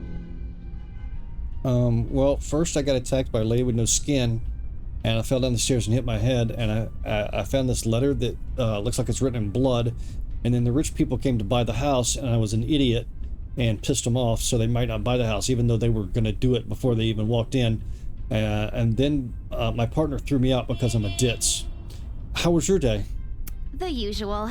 We got a bigger crowd than normal because of the property's fame, but Really, no different from the typical open house. Somebody's never been to an open house. On second thought, it actually looks like a fancy party more than an open house. I've never felt so underdressed in my life. Weren't you there? I wasn't really listening. I should have asked someone to kick you out. No, you won't. And what makes you so sure? No, you won't? I mean, no, you wouldn't have? One, ever since you got assigned to this property, you've been freaking out about it. Rebecca's words, not mine. She's been complaining to me about how you talked your ears off, by the way. Two, despite your initial qualms about the place, you still took the job. Which brings us to three.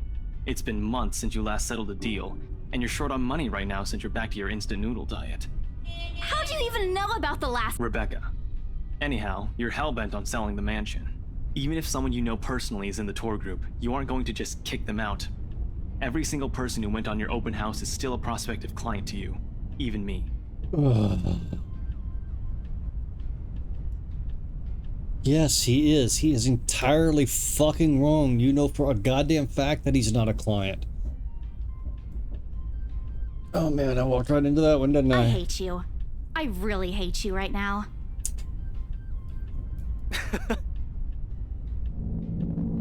Censor's a small laugh. The kind that screams, "I'm right, I told you so." I hate it when he does that. I'll have you know that there's already someone who's extremely interested in this property. So even if you expressed any sort of interest in it, I don't think they'd be willing to let you have it. Too bad. Provided I didn't botch it with the rights. Intolerance! Good to see you, brother. I think I was about to just eat my fucking gun. This game is killing me. It's fucking killing me. How have you been? How is the family? How is the... What, you had a cold or something last time I talked to you, didn't you? It is good to see you, brother. Oh, I had to go to training last week, which put me on a day shift, which meant I had to sleep like a grown-up, and that just sucks. I still haven't converted back to normal, reasonable, childlike sleeping hours. How have you been?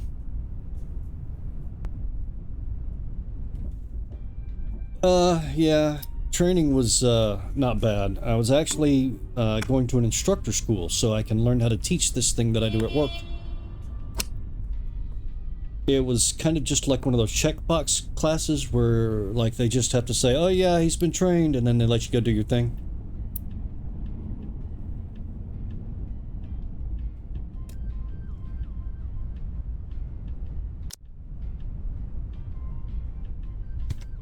Hey Monica, Intolerance is here. Why don't you say hi?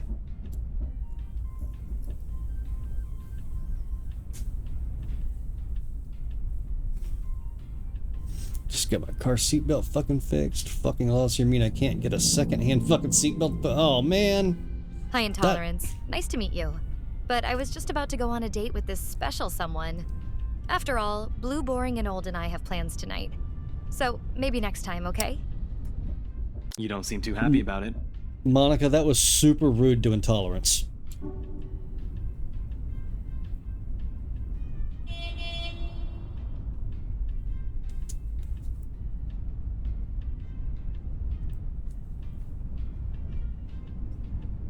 And what are you going to say to that, little pixel? Oh, I'm sorry if that came across as rude. But you know I only tease because I care, right? Intolerance is never something I condone. It's important that we all treat each other with respect and kindness. And I think our community does an amazing job of doing just that. Well done, everyone. I can't think of anybody that condones intolerance.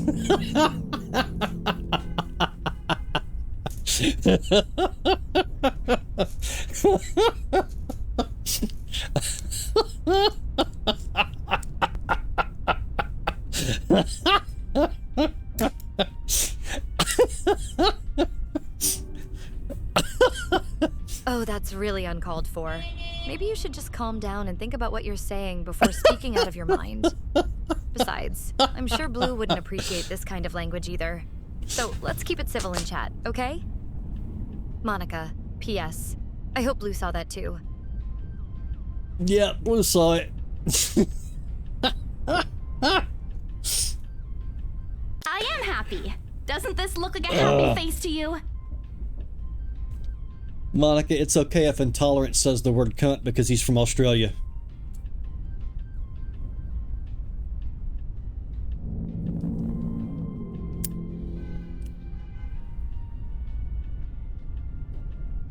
Blue?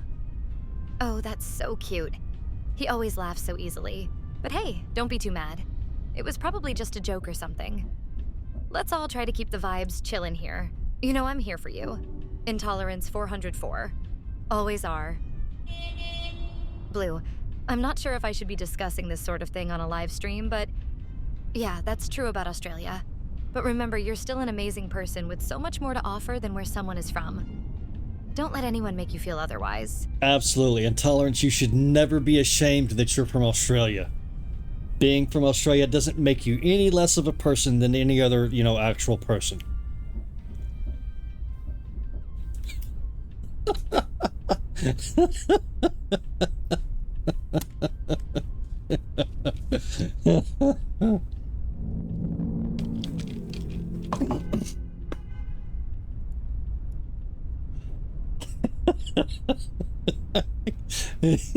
That's almost as good, not quite as good, but almost as good as nuclear cheese. All right.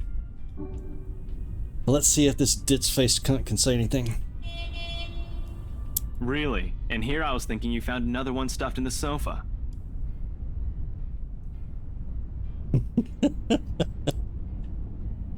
I don't think anybody should be ashamed of their cunt. Like, be proud of it. Stick it out there. Show it off. Or is it the wardrobe this time? He meant that as a joke, but how close is to the truth that he made my blood run cold and my own heartbeat a heavy with the Intolerance. The writing in this game is absolutely horrible. This had so many good reviews. I am so sad. I've been in this thing going on 2 hours, and it's written like a 5th grader's fan fiction. I'm really hoping I would get to something, like actually scary, but the closest I got so far is a sort of a line art zombie type person that apparently was a hallucination anyway.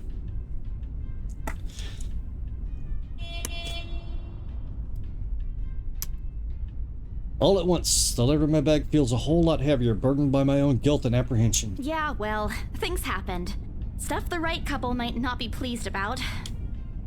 No need to make a fuss about it. It's normal in the business. Normal in the business? Finding a corpse in the couch of the house that you're selling.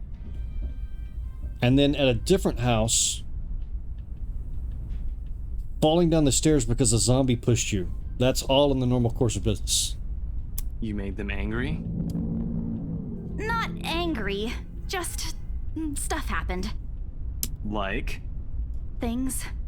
Did they do anything? Your clients, the Wrights, was it? I can't answer that. At least not without revealing everything that took place in the attic. Change the subject or lie to him? Just tell him. It's not like who gives a shit what he thinks? Ugh. See, this shows a real lack of character on your part, young lady. This is a very, very giant revealing lack of character. I'm ashamed of you. You keep asking me about my work, yet you haven't said a single word about yours. That's not fair. Both you and Zach have literally disappeared off the face of the earth. An over-exaggeration, but changing the subject to something else is still better than outright lying to him. Besides, it never works with him. I'm not sure if it's because I'm just bad at it or because he's just really very good at his job. He doesn't answer immediately, only momentarily shifting a glance over me and returning it back to the road when he has to make a sharp turn. He said sharp-turningly as he turned sharply. Outside, the sun has already started its descent, casting a vibrant orange glow on the tall buildings. I wonder how long before we can reach the venue for Zach's film. Checking the street signs outside, it appears Ash has taken the longer route. You didn't notice that before? You had to check street signs for that? Odd, but he's probably trying to avoid the rush hour traffic. Are you sure? Are you sure? Didn't we just talk a week ago over chat? That's different. Linking your awful memes in the group chat box every morning isn't exactly a conversation. Excuse me, I don't hear you calling them awful while you're laughing at all of them. So you're in the room with her while you're sending the memes? Shut up! And you aren't answering my question. That earns him a soft punch to his arm. You should give him a sharp punch to the dick. I did laugh at them, but I'm not going to give him the satisfaction knowing that I find most of them funny. It'll only make his head bigger, stupid Ash. All right. Lay off on the abuse. Remember that case I mentioned before? Oh my god, he's a fucking detective? Are you kidding me? This schmuck is a cop?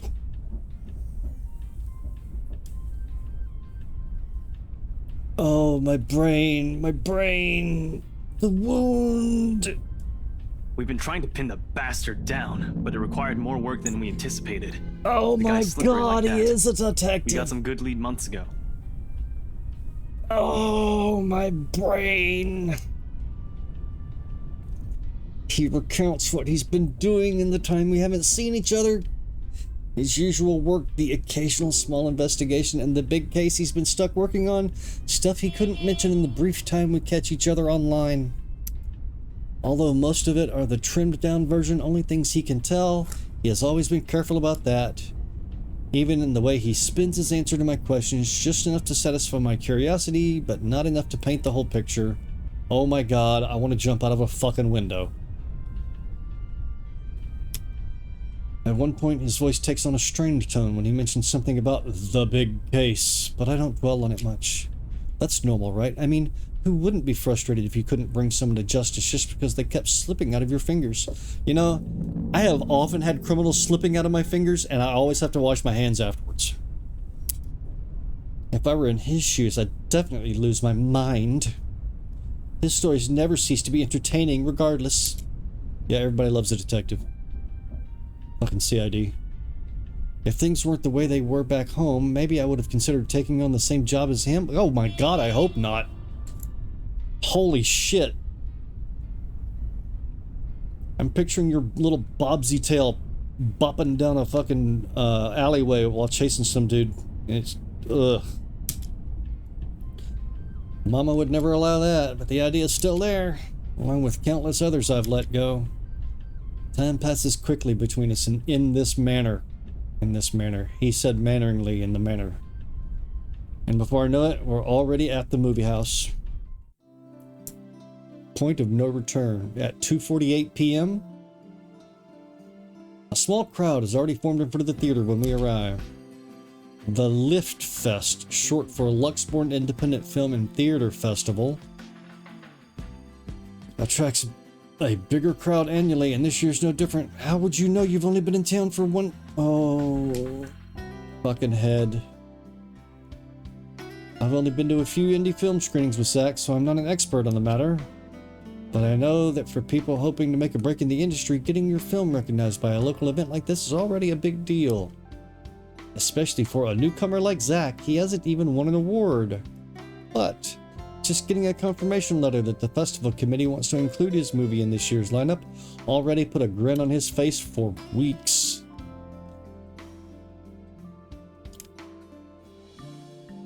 I'm about to pull the pin on this parachute. Speaking of the guy, he's impossible to miss. At 6 feet, he looms over most of the moviegoers, and with his large build and heavy voice, there's no surprise when people give him a wide berth as they pass by, because they know he is actually a serial killer. He's the one that Ashhole has been chasing and has been slipping him in his fingers. He's been slipping him in his fingers. It's often easy to mistake him for someone intimidating at first glance. Wait, mistake him for someone that's... You're either intimidating or you're not intimidating. I did, back when I didn't know any better. Ash did too, I heard, once early in their friendship. Oh, there's Zach! Hey, you guys! Long time no see! Zach's face lights up with a smile of his own.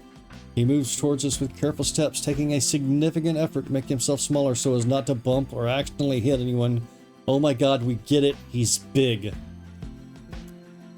Typical Zach. As he nears, Ash casually raises his hand in greeting and... Sup, Z-Man, my main man. What's crack-a-lackin', my homie? Wait, when was this game made? Because holy shit, what's crack-a-lackin', my homie?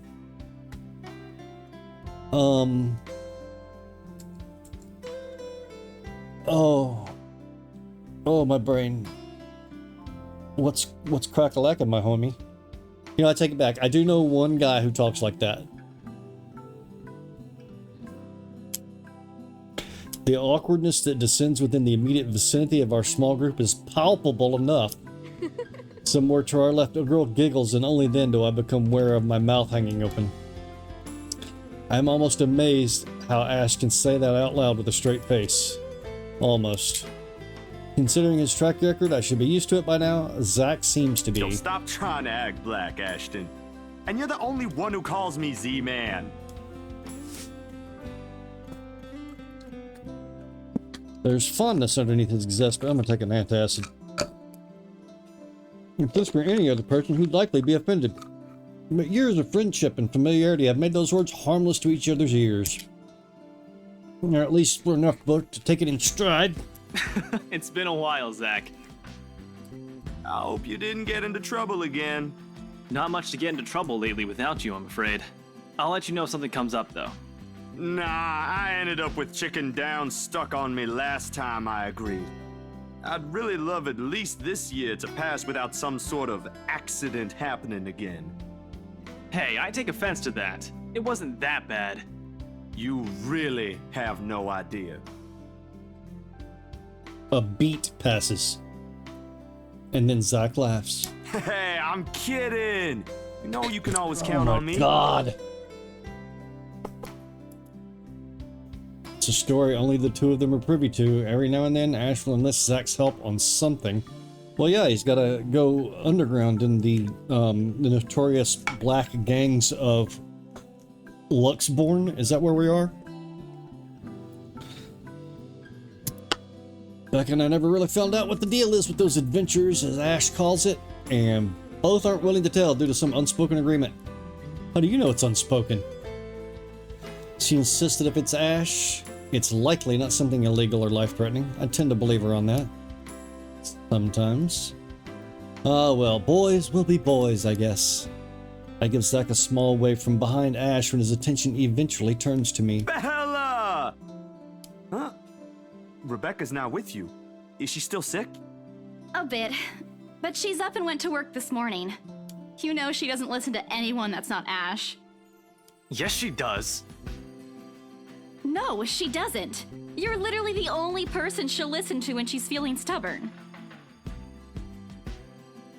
And it's true, they've known each other far longer than any of us in this group, childhood friends and all. But don't worry, Zach. She's probably on her way here now.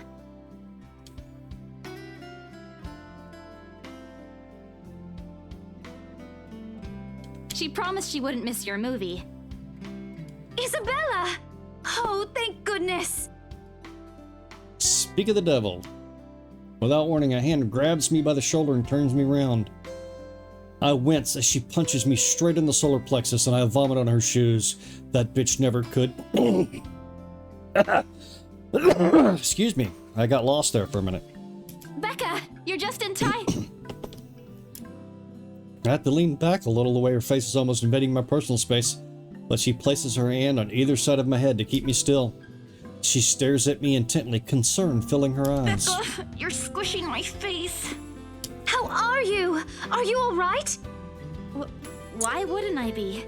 Rose called me earlier. Those 4 words tell me all I need to know. Since I don't have my family living close by, and the only other relative I have here works on the far side of the country, I gave my company Becca's contact number in case of emergency. I should have known Rose would call her. I push Becca's hands away from my face. Although she lets go, her eyebrows remain drawn together. Oh, no, everything's good. Rose covered for me at work today. That's not what I'm talking about. How's your head? Kind of skinny, and it's got a big pigtail on top of it, and it's also completely fucking empty. It's empty. There's nothing but it's empty. It's empty. Beside me, Ash snickers. I bite back the urge to elbow him in place of trying to avoid. Oh my god! I bite back the urge to elbow him in place of trying to avoid Becca's hand as she tries to reach out for the said area.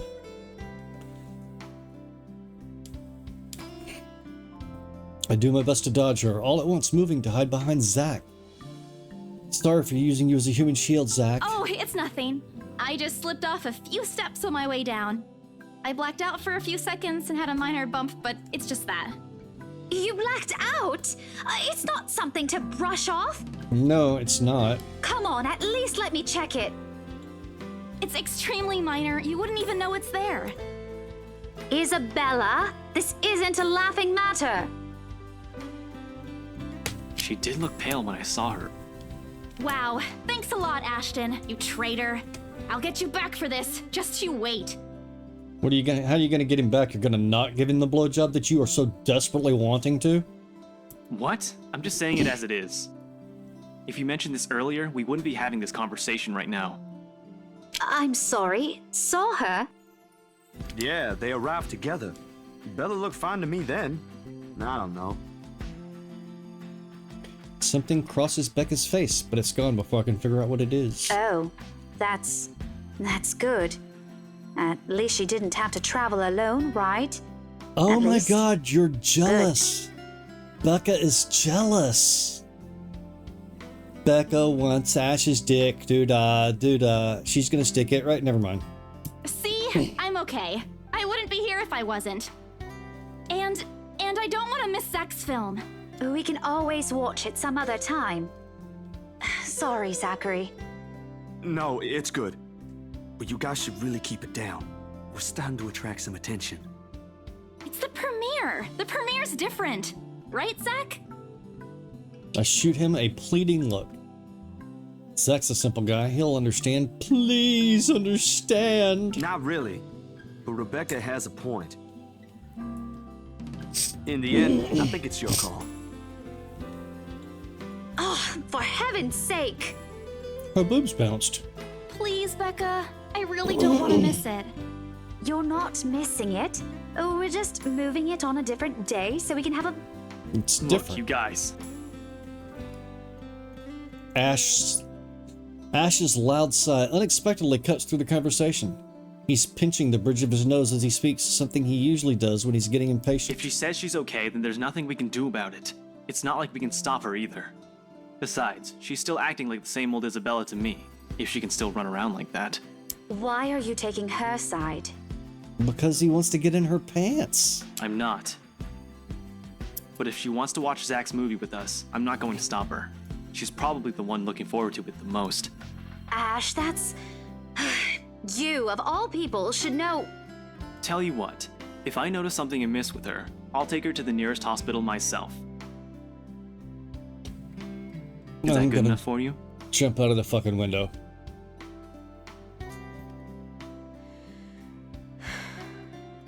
This is a deep breath and nods, albeit with great reluctance. I immediately tackle her into a hug.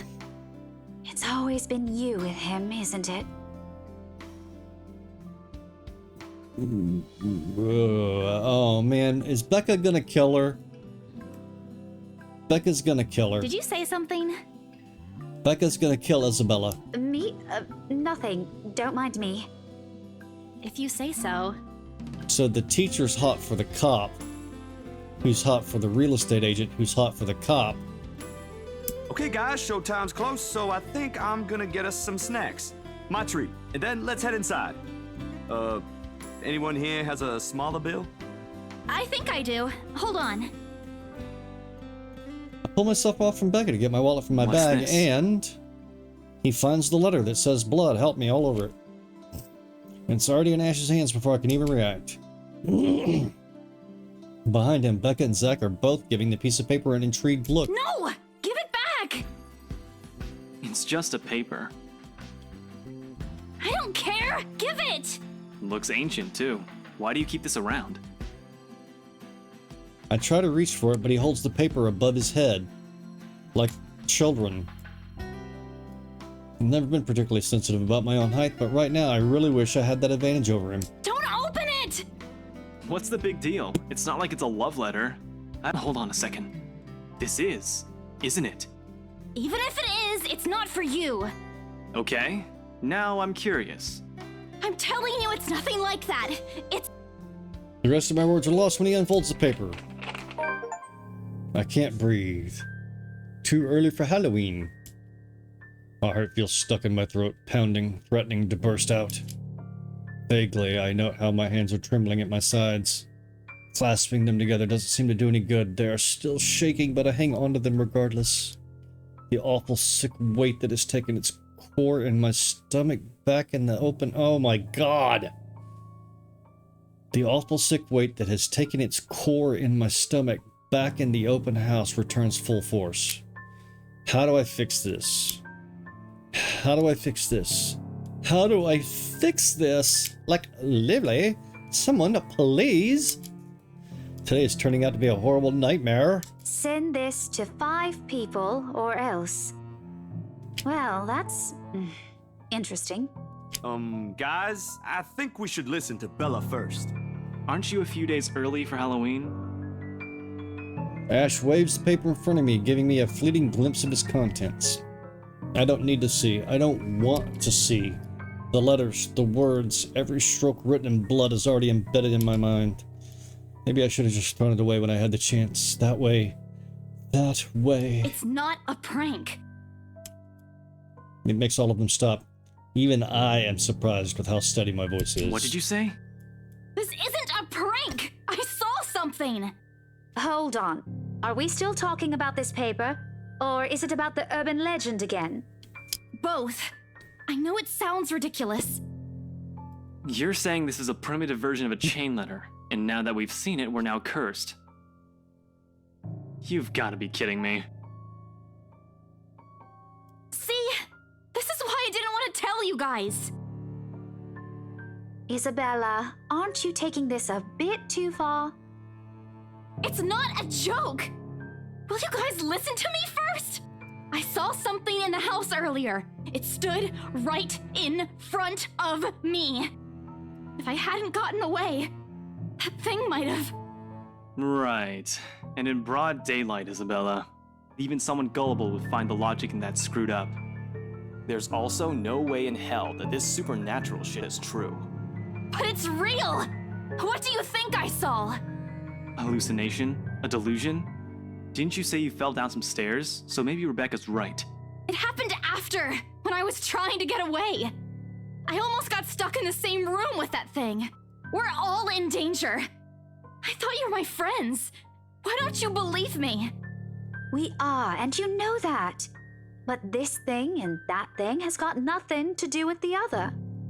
When Rose called earlier, I thought she's just exaggerating. But based on what I'm seeing right now, maybe it's better if we really postpone this for now. Don't bother. Without another word, I snatch the letter out of Ash's hand and stuff it back in my bag with more force than necessary. I'm tired. I got cursed, saw a ghost, probably lost a sale, got kicked out of the open house I'm supposed to be hosting, my own friends won't believe me, and all of them think I'm crazy. Why don't you just say cray-cray, because that's the fucking language we're using at this point. To top it all off, there's a dull ache in the back of my head begging for a little attention I can't afford to give right now. Honestly, there's only so much a person can take within a single day. I just want to go home, curl up in my bed, and never think about today. But before I can take a single step away from the group... Zach rarely ever raises his voice when there's a point he wants to drive home, even when there's a point when he wants to drive home. And hearing him take on that tone completely throws me off. Even Ash and Becca. Whatever harsh words come out from the argument immediately die on our tongues. Why don't we all calm down first? I'm sure Isabella has her reasons too. No need to be hard on her. And hey, ain't this supposed to be a happy get-together? So, other than that, Mrs. Lincoln, how did you like the play? We haven't seen each other for months. I'd really love to know what y'all have been up to. I only ever get to talk to Bella over chat. Please. He has a point. Ash, for all his attempts to look cool and distant, has also been looking forward to this. He even took the time to call this morning for a reminder. He never does that. Becca 2. Tightness in my chest remains. I should have just kept it to myself. Things might have turned out the way they did. Blah, blah, blah, blah, blah. So careless. Stay for the fucking movie. Any other day, I'd excuse myself and go straight home, but this is something special to Zach, something he worked so hard to bring to life. I should know better. I might be having a bad day, but being with the few people I care about far outweighs the idea of spending the rest of the day throwing a tantrum alone in my room. And what if the thing in the attic follows me home? I don't want to be left with my thoughts either. I can still see it when I close my eyes. And maybe if I stay, let our heads cool down first before telling them what happened, they'll listen to me? There's nothing you can't solve with a calm head. Oh my god. One step at a time, Isabella. If we keep arguing here, we're going to miss the first few minutes. All right, that's the Isabella I know. Oh, good. I thought for sure you were going to cry. This time I really do send an elbow straight to his stomach. Stupid Ash. Being vertically challenged has its perks too. What was that for? Because you're a dick. Stop calling me a crybaby! I'm not one! Aw, don't cry. Stop it! Okay, scaredy cat then.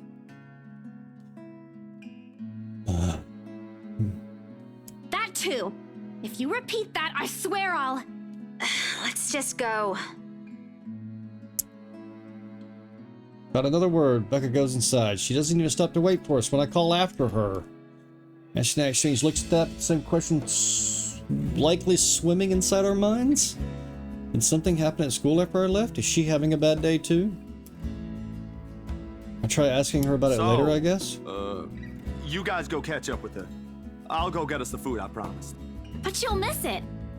Didn't you say watching a movie without food ain't fun? And it ain't like I haven't seen it. I made it, remember? I'll be in there soon. One friendly tap on my shoulder and then he's gone. A few moviegoers are still milling about, some are still waiting in line for tickets, but otherwise, most of the crowd are already inside. There's nothing much for us to do here now. Not a word of protest comes from me when Ash gestures for the two of us to head inside. And then? Are you sure it wasn't one of the cleaning crews? Absolutely sure.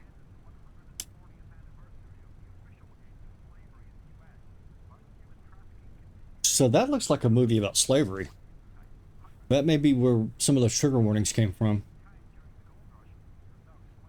Somehow, halfway through the movie, the conversation steered towards what happened in the mansion. Why are you having a conversation in the middle of the movie?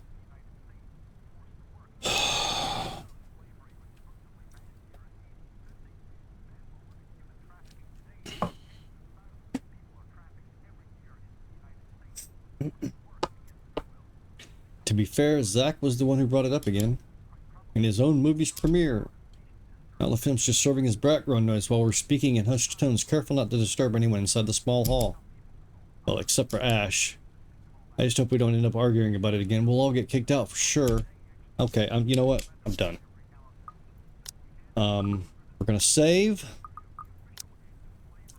And we are gonna look at the so Rebecca hates us, Ashton likes us, Zachary likes us, and I am done for the moment.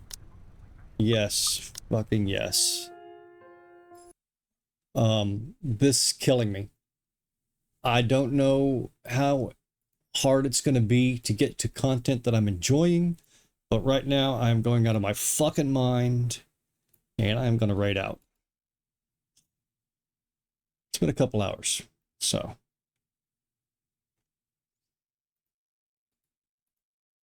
Oh, let's see. Who? Woo-hoo. Franny's on, Bikini's on. Frostbite's on. Frosty's on. I read her a lot. I haven't read Franny a whole lot. Cyril says 10. What is he doing? He's doing a loft. Oh, he's doing a giant collab, though. Yeah, what the hell? Let's read Franny. So, we're going to read Franny. Actually, you know what? Is there anybody same category?